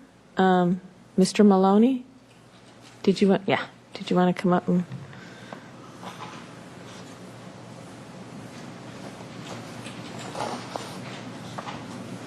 Good afternoon. Hi. I'm John Maloney, Commissioner for AYSO. I'd like to speak in favor of the proposal that the neighborhood and community parks be used for youth sports. And in particular, I'd like it to be used for AYSO. We've got a unique challenge in this community as AYSO. We have almost 3,000 kids playing. That's over 6,000 parents. This year alone, we've already awarded 293 scholarships to kids. That's more scholarships than most of the other youth organizations have kids total playing. All those other groups that you saw in there don't add up to the number of players we have in AYSO. We've got a huge problem with practice fields this year. We don't have the room. We can't schedule our fields in March because we don't know who our coaches are yet. Coaches are all volunteers. All of us, including me, are volunteers. We give up our time to help work this program for the kids so they can have a place to stay off the streets in the afternoons, evenings, and weekends. We've got 292 teams this year. 222 of those teams are kids that are 9 years old or younger. You can imagine with the number of teams how hard it is to find a place for all those kids to practice. Last year, for the first time ever, we had dozens of our teams kicked off of parks that we've used historically without permission for years. Thanks to the work that the rec department's doing, it doesn't look like that's going to happen this year, and that's why I'm in favor of this. I've got a second problem, and that's the fact that when it comes to scheduling fields, we're viewed as any other organization. If someone wants to have a little Frisbee team, they can schedule a space and pay for it. So can we, but we're not treated any different. I'd like to get special consideration because our group is so large. I can easily have 222 coaches come into the rec department and schedule fields. That's just not going to work functionally. But there's other groups that are small and don't have that many coaches and that many teams that are vying for the same field space we are. We're an organization that's offering lots of scholarships and trying to do a lot for the community. We've had the police department call us up, had problem kids they want to keep off the street. We've helped them out. We've given kids scholarships. We've had other organizations ask us to do the same thing. Similarly, the AOK program, we've had our coaches help with that and coach that program in the afternoons, give up their time for that. I'm asking that we get a little leeway as far as scheduling those fields so that our organization can either be given a priority or at least a reservation until we have the teams. At this point, we still have large proportions of our AYSO teams that haven't been released to coaches yet because we're still trying to find additional coaches. With this economic time, it's more difficult than ever to find volunteers. But we're getting there. It looks like our numbers are going to be real close to where they were last year. We're just under 3,000. And I want to say, one, I'm in favor of this proposal, but two, I'd like to get some kind of special consideration. Thank you. Thank you. Yeah. Mr. Maloney mentioned under 9, and we're mentioning under 8. Is there a big difference with that?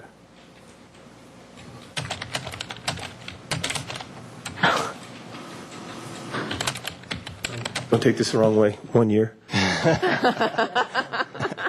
Actually, kids that are 10 years old and younger have very little impact on field space.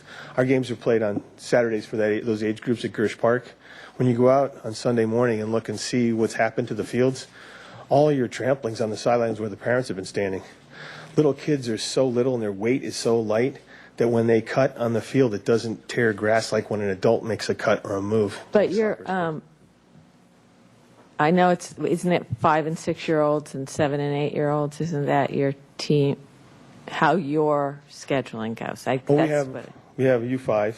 There's 22 boys teams and 16 girls teams in that age group. We got U6 boys and girls, U7 boys and girls, U8 boys and girls, U10 boys and girls, U12 boys and girls. Okay, so we're sticking in the under 8 then. Yeah. Sorry.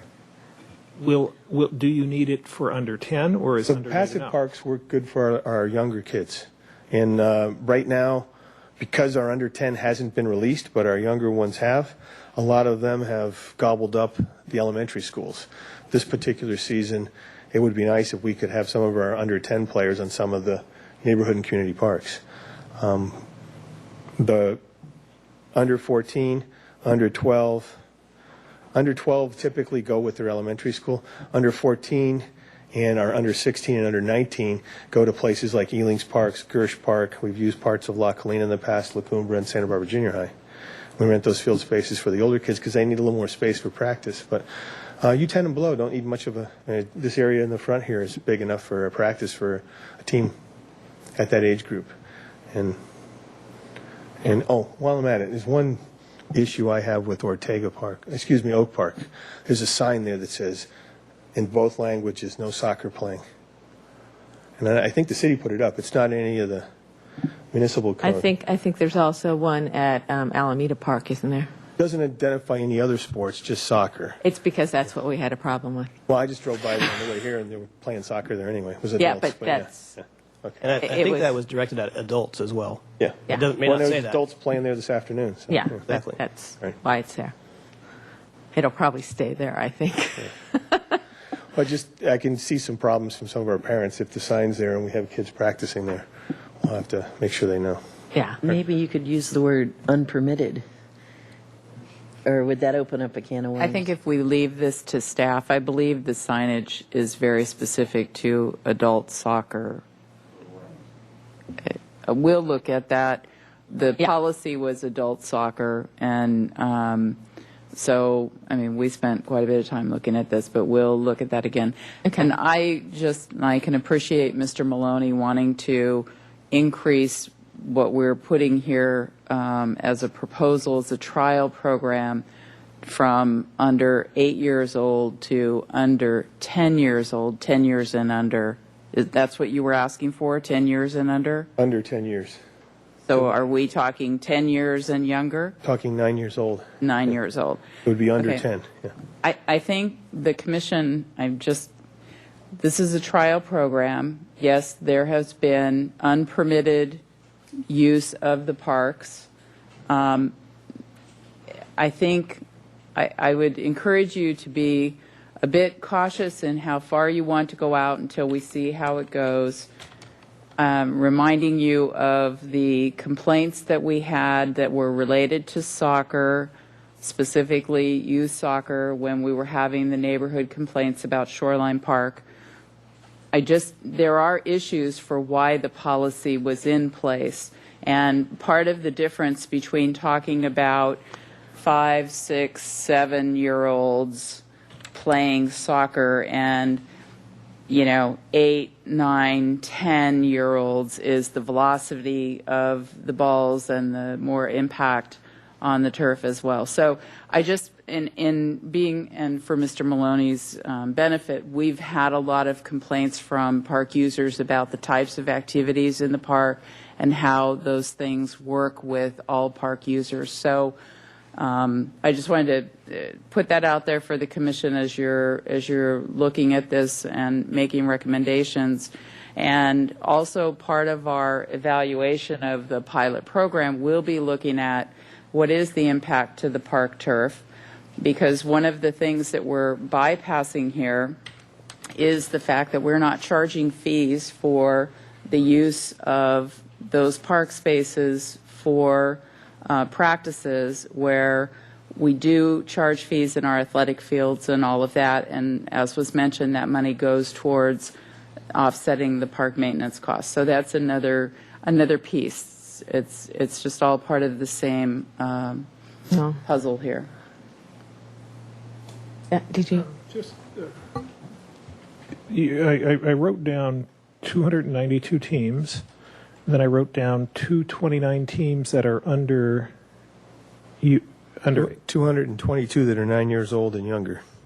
And how many are under 8 and under? I mean, because it seems like that's what we're either under 7 and under, Except for I'm not sure that that's really something, because we're looking at 1 year here, and what we're looking at is a policy to try for on to the future. So maybe next year you'd have 500 Well, teams, actually, it is a salient point, because we have 72 teams that fall into the under 10 category.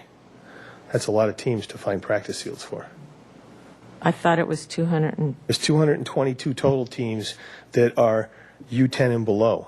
okay. But in just that aren't in U8, U7, U6, or U5, the boys and girls teams in just U10 itself, there's 72 of those. And I guess the other thing I would have to say, though, is that there's also Goleta and the school district. I mean, there's a lot of other places that, I mean, my kids practiced up at St. Anthony's. So, I mean, I know that you go out into many areas. I think we can do what we can do, but we're not going to cover everything, Absolutely not. you know, so.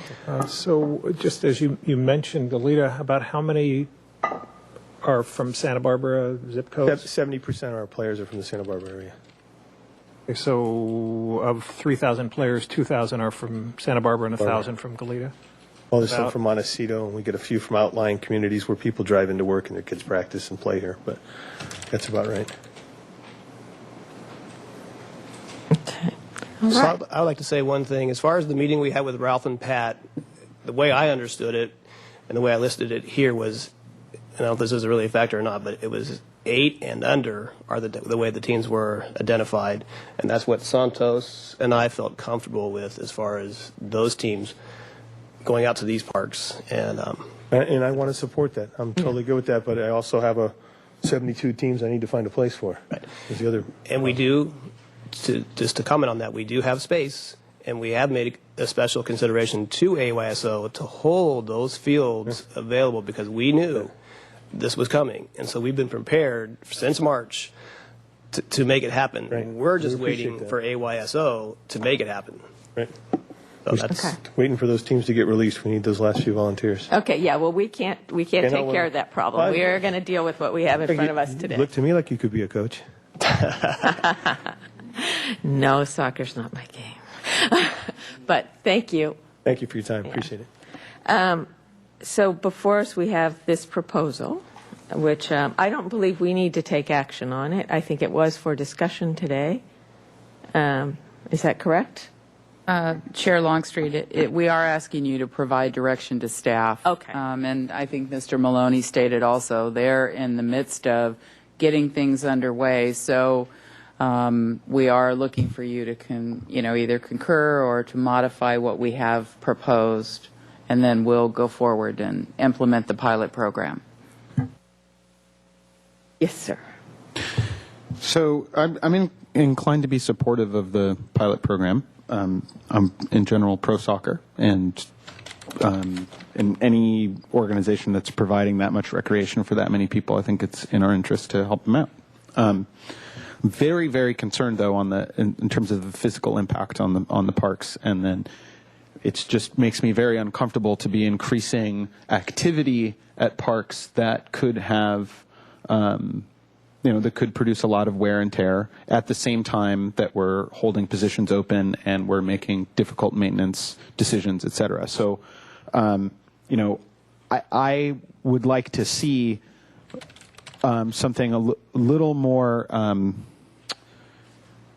a little quicker in terms of making an assessment about whether this makes sense fiscally than waiting for the whole pilot time period. So I'd like to see some assessment after a few weeks of practice from park staff about what kind of impact it's having, et cetera, and then maybe building into the plan, being able to negotiate with AYSO about these fees that are being waived, et cetera, so that we don't have to have a whole year of having, or a whole season or whatever, of having this impact on the grounds before we're able to kind of take action and work together with AYSO to mitigate it.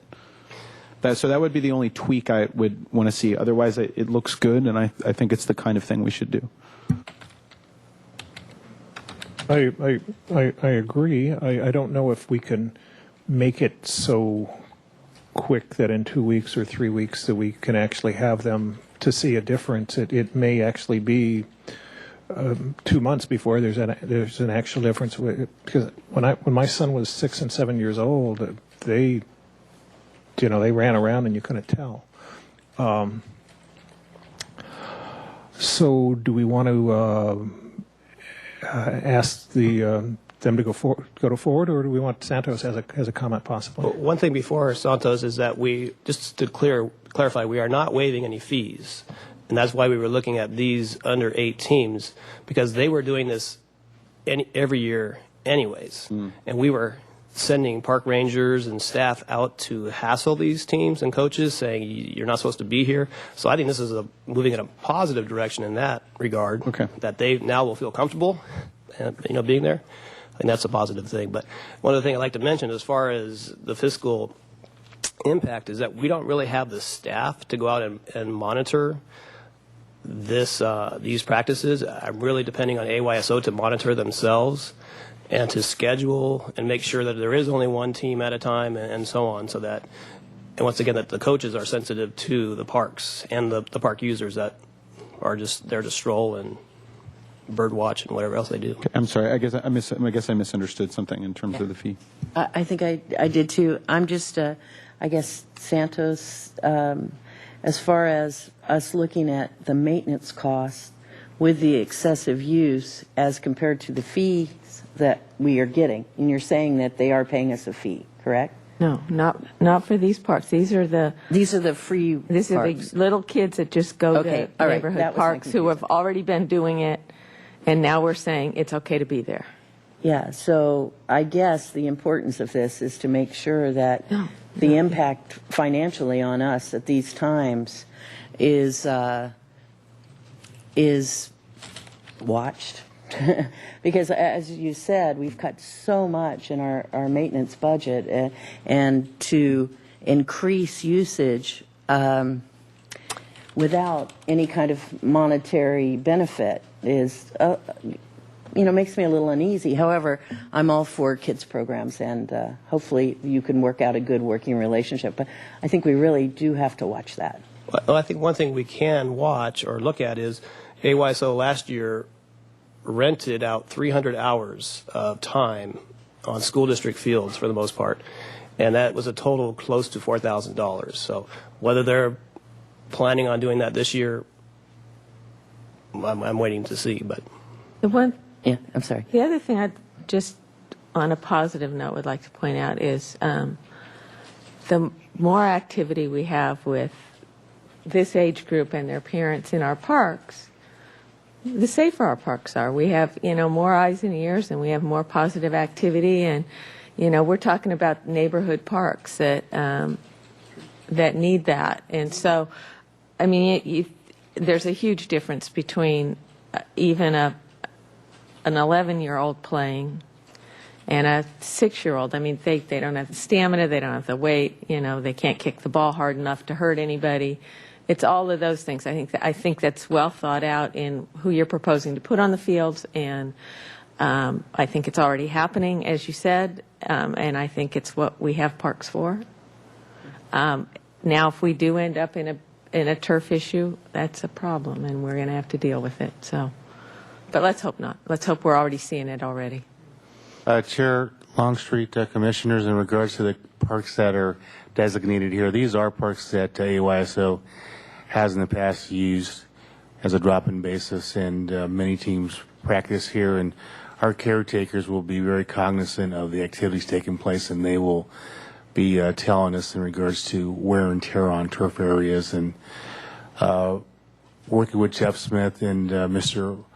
Waterhouse, he has assured us that if areas are getting worn out, to make the call, and he will actually be calling the folks that are actually at these parks and tell them that you no longer can play or practice in this particular turf area, you're wearing it out, please move over to another portion of the park. So, Mr. Waterhouse was my daughter's coach last year, and he's a man of his word, so I'm going to take it as that. Yeah, I feel good with the self-monitoring. That makes me feel more comfortable. And I would just like to say, I really appreciate all the volunteers that work through AYSO. I think any of us up here who've had kids probably have been an AYSO parent. I was an AYSO kid. Player. player. And appreciate having it there, and I'm very thankful for all that they do for our community too, and I'm happy to support this. There are realities financially we have to deal with, but I think the staff has thought this out quite well, and look forward to it. I'm also obviously supporting it. And we might look at it, we mentioned there's 2,000 or 3,000 or maybe it's 6,000 parents that are involved. As we're looking at volunteers for our park maintenance, we might come up with some program that we ask the AYSO to help, let's call it, plan a park or maintain a park or do something of a work at a park day or something. There's some creativity that we ought to be able to come up with. That's a good idea. Great idea. So I think, is that enough direction? Yes, Chair Longstreet, I would like to just do one thing, and it's really more for the people who are watching this on television. I would like to read off these specific parks, because I know that this is not visible on screens at home, because it must be understood by the public that not all city parks is this activity allowed. In fact, it is prohibited in the municipal code in the passive parks. For example, the Mission Historic Park, which is adjacent to the Rose Garden, is a passive park, and these types of activities are not allowed there. So a park ranger will be approaching you, and I drive that way every day, and I see the kids doing soccer practice. I see the kids, both college age and young adults, doing Frisbee structured practices. So I know that a lot of the activity takes place, but it is not allowed in passive parks by design and in the city code.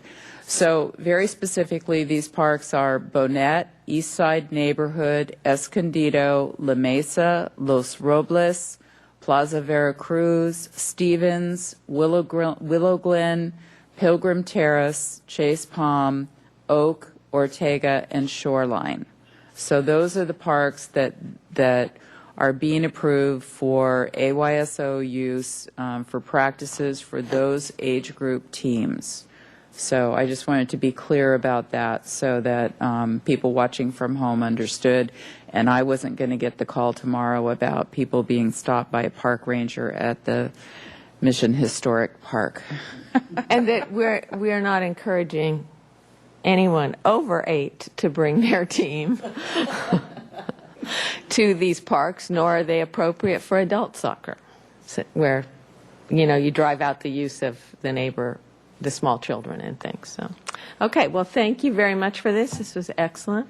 I would like to say I think we should take a little 5-minute break before we have. I said later, I wager all with no regret. I got 4 of a kind against a voting members for action. Okay. Chair Longstreet and Commissioners, the makeup of the Street Tree Advisor Committee is 3 voting members and 2 alternates. The alternates step in to become a voting member when a regular member is missing. The Brown Act requires them to not discuss as a majority any items that are under their purview. A majority of the current committee is 2 members. These people are volunteers that in their regular positions talk about trees and tree issues all the time.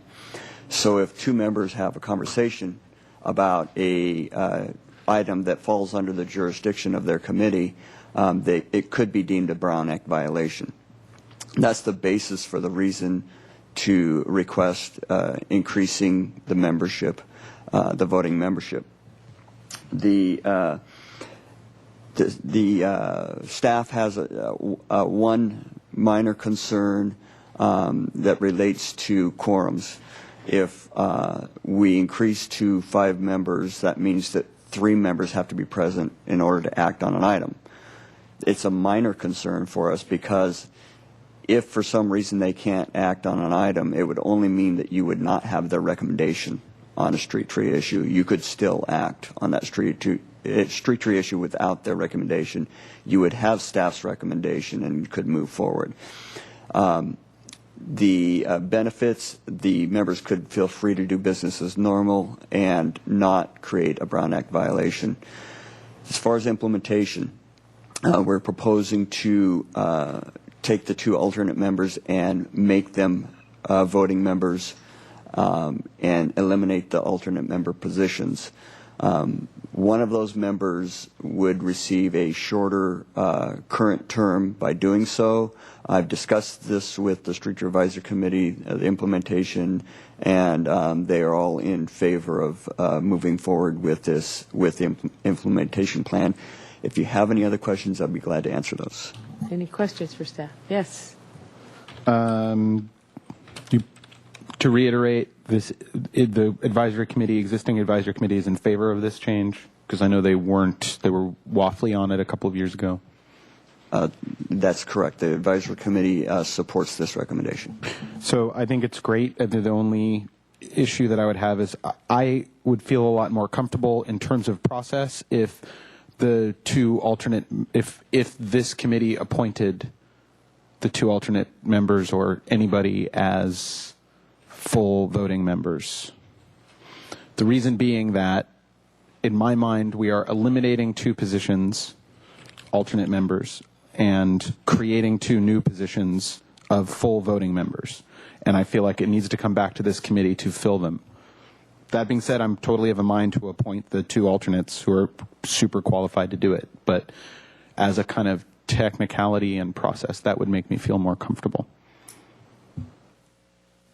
Other concerns? Actually, I understand your concern, but I don't think it shouldn't be the issue. I think we've got, I don't see it as that big of a concern. Yeah. I'm not writing. Yeah, I think since we did interview these 2 people and appoint them to be the alternates when we had a plethora of applicants at one point, which is when the alternate position seemed to have come on, I would be okay with it. Any other discussion on it? I'm okay with it. Okay, I entertain a motion. I believe this is for action. I move that we increase the members of the Street Tree Advisory Committee to 5 and take the 2 members that are currently alternates and make them members. Is there a second?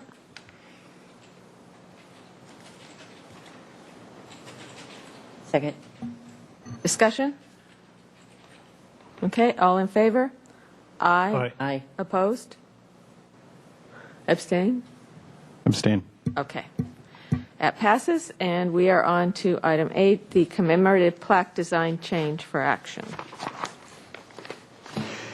Chair Longstreet and Commissioners, Santa Barbara Beautiful provides an opportunity for people to purchase commemorative plaques to be placed on along street trees in Santa Barbara. The current installation, let me back up. The desire was to provide something that's more aesthetically pleasing than the current method and provide for something that lasts a little longer, something that looks more appealing throughout the city. Current installation is on these half cement blocks. The plaque is glued to the top of the block.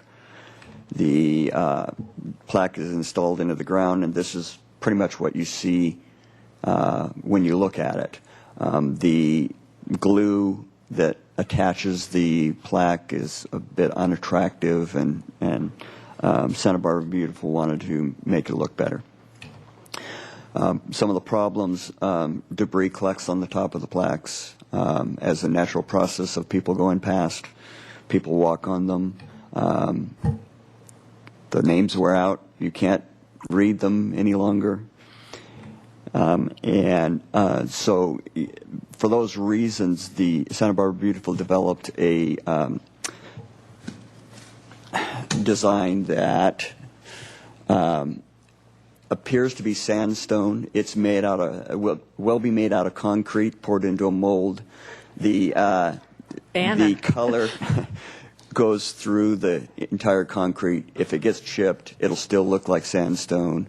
The other boards and commissions that have reviewed this, Historic Landmark Commission, commended the design, and the sign committee also had very positive comments for it. We're asking that you approve this design so that Santa Barbara Beautiful can continue to sell these memorial plaques. Can you pass it up? I want to see the font palette.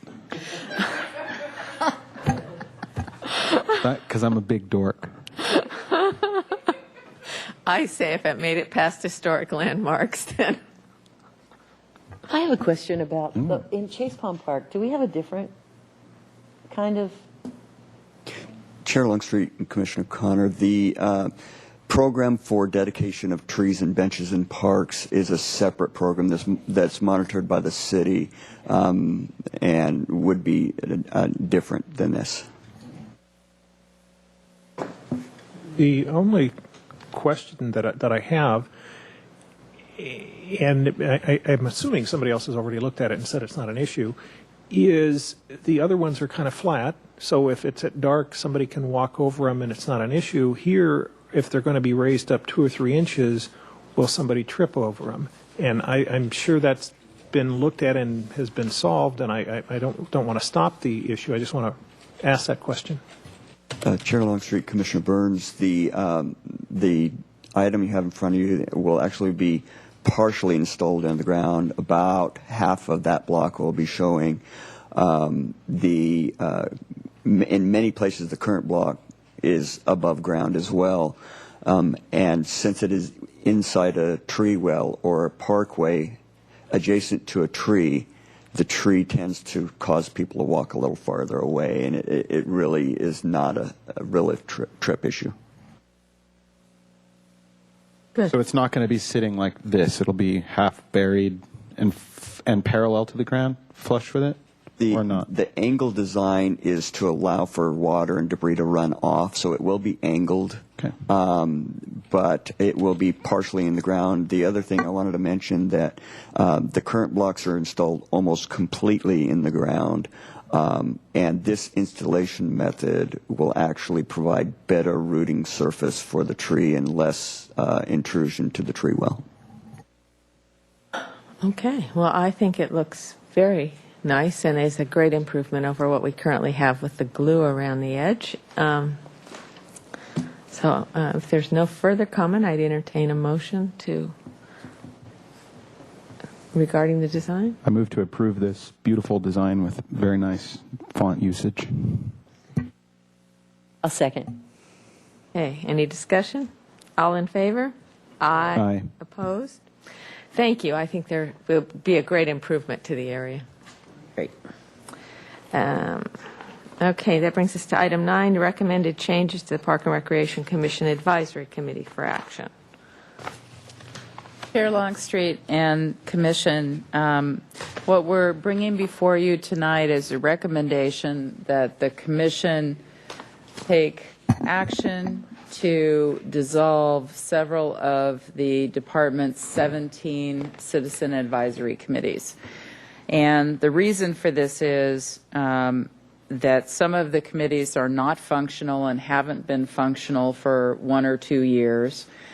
And secondly, because of all of the staff workforce reductions in the department, increasingly it is challenging for staff to provide the staff liaison work to those committees. So we've put together an overview for you of the various committees, and just to summarize, of the 17 committees, one of the committees is already suspended by the Commission. That's the Franceschi Park Committee.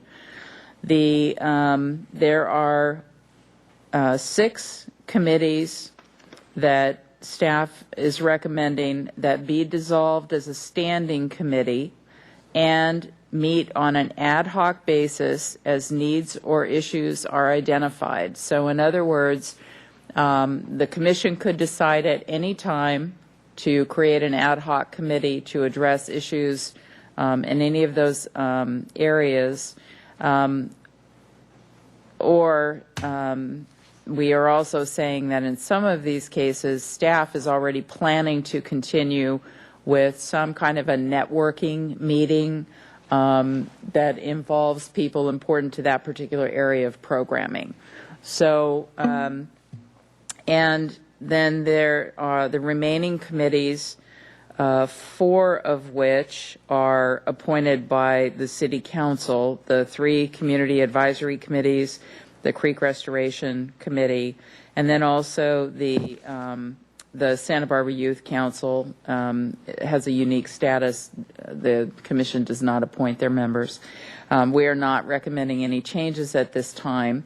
So one additional recommendation that we're making beyond the number of advisory committees that the commission has at this time is that the commission consider adopting having action minutes for any of the advisory committees that are under the commission's purview, and perhaps for the ones that also are appointed by council, in that even City Council, because we have televised meetings, which actually is for the commission and for the Creeks Advisory Committee at this time, because those meetings are televised, and because there is an inventory of those meetings available online for up to 2 years, that we move towards just having, instead of transcribed minutes, action minutes, which is what the City Council does. And that can eliminate anywhere from 16 to 40 hours of staff workload, depending on the committee and the depth of their agenda. So with that, I wasn't planning to go through the various committees unless you would like for me to do that. If staff can answer any questions that you have, we'd be happy to do that. I just had a question briefly about, is there any pushback from the committees themselves that are in question? I believe that the Douglas Family Preserve Technical Advisory Committee, we forwarded an email to you a couple of days ago with their position, which is also addressed in the staff report. The DFP committee felt that they still have a valuable role, and that they would like to continue to meet, and perhaps meeting instead of quarterly every 6 months.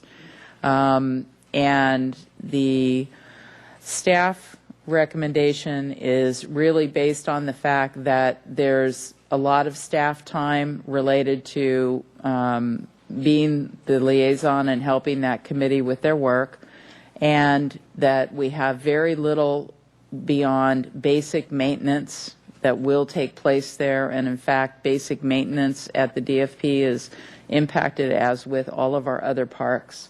So the recommendation from staff is that the committee stay together until the completion of the current grant-funded project, and then after that time that it would transition into being on an ad hoc or as-needed basis.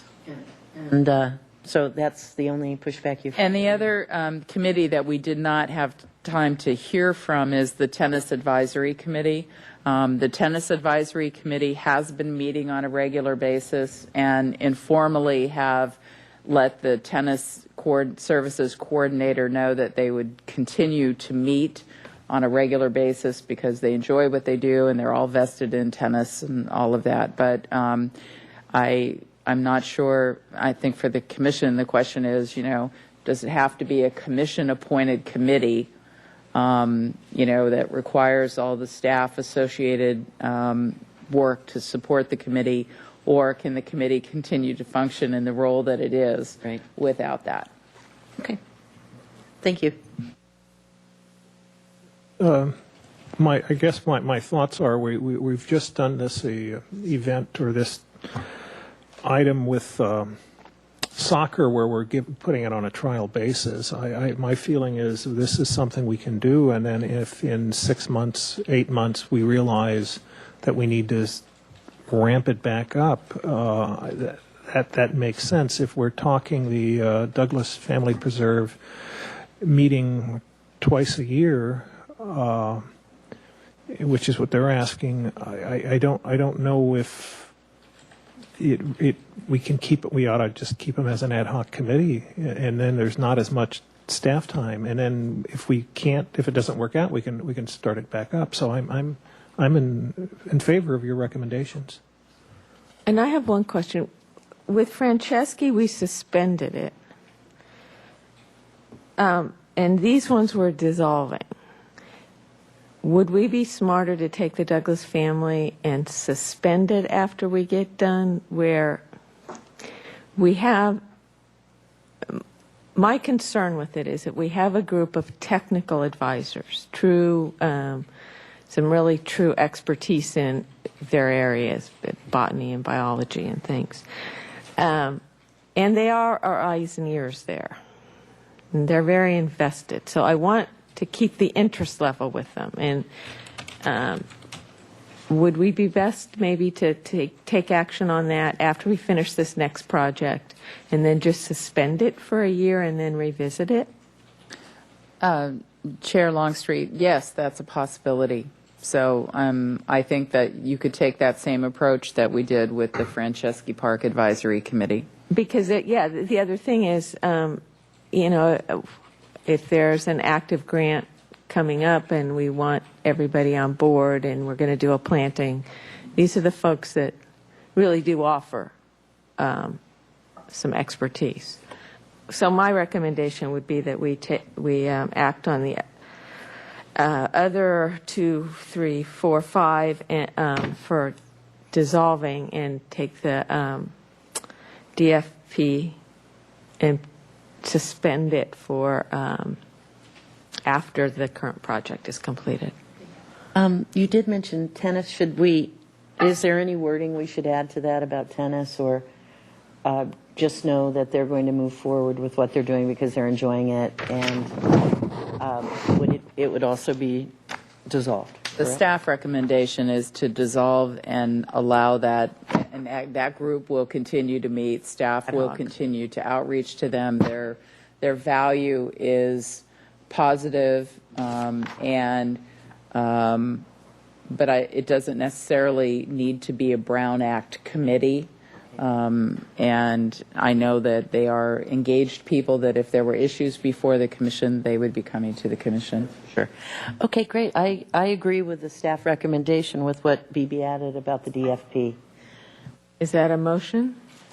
It could be, yes. That could be a motion. There's a second to the motion. If that's an acceptable motion, that it makes sense to staff, I second it. I have a proposed amendment that will probably be shot down.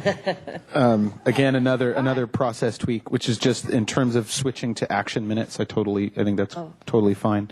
The one, I'd like to have it be. I would assume we would always have the option to take other forms of minutes in a particular meeting, but this is about changing standard practice. But I'd like to have it memorialized that I do think that we should have full minutes for in meetings that we are adopting our budget proposal to council.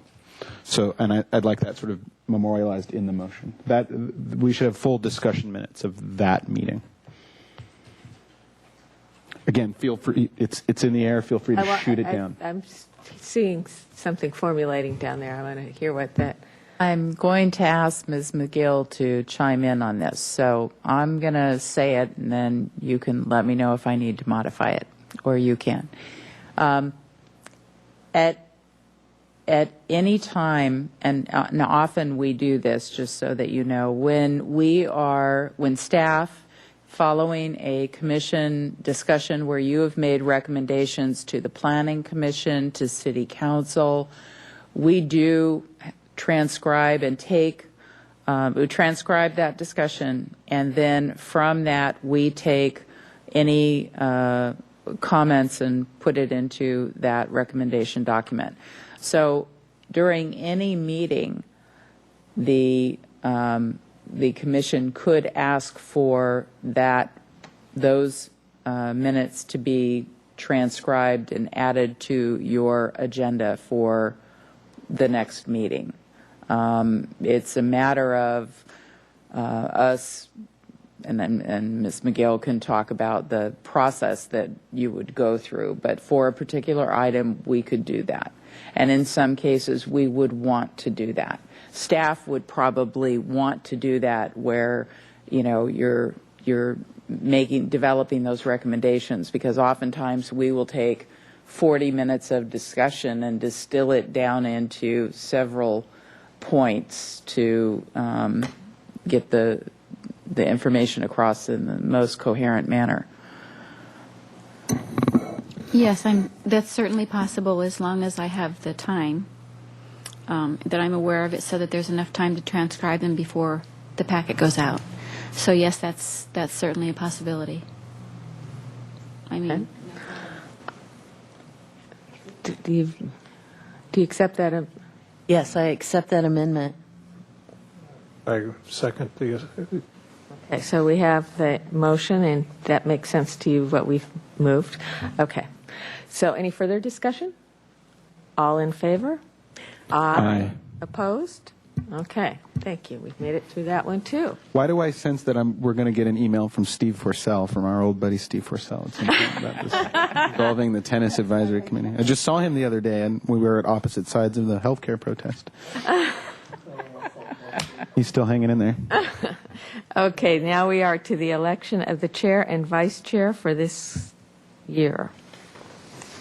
Are there any? We put it off last month because we didn't have a full house, and here we are again. The one gentleman who's not here, is he going to be chair? I mean, I'm not proud. I would say I would be the chair again, and partly because of what's going on this year and the amount of time, and I know time is limited for some other members, and I would make a motion that you be the chair next year. I'll second Second. Okay. Any discussion? No. All those in favor? Aye. Aye. Opposed? Okay. Well, thanks. Will be fun. And we need a vice chair. Daniel is. I think one of the. I'd like to make a suggestion. Yes. Just putting it out there that Duraka remain as vice chair through this time, and I just want to ask him make sure he has the time, because in this next year, I know that's a big issue and he's busy. So. The vice chair per se position on the commission isn't particularly time consuming. I don't feel like more. It could be fair enough, but I feel like the time constraints that we all have are, being an active commissioner is being an active commissioner. So it's either way. And as I said, I really want to focus on and prioritize the restructuring that's been proposed on the service provision and neighborhood representation. So that's going to be my main focus for the next year or so anyway, whether I do it as vice chair or not. Okay. It's totally unimportant. So I would like to make a motion that Duroc be the vice chair. and I'll second that. Okay. Discussion? All in favor? Aye. Aye. Opposed? And that's great. And I would just, one thing to say is I'd really like to thank Scott, because seems to be able to he goes to all the meetings. I mean, he'll show up at city council times when the rest of us don't, and I want to say I appreciate that and appreciate all the time that you've put in as a new commissioner, really grasping what's going on. Thank you. I'll take that as a motion to adjourn. Yes, sir. Second? Second. All in favor? Aye. Aye. We are adjourned.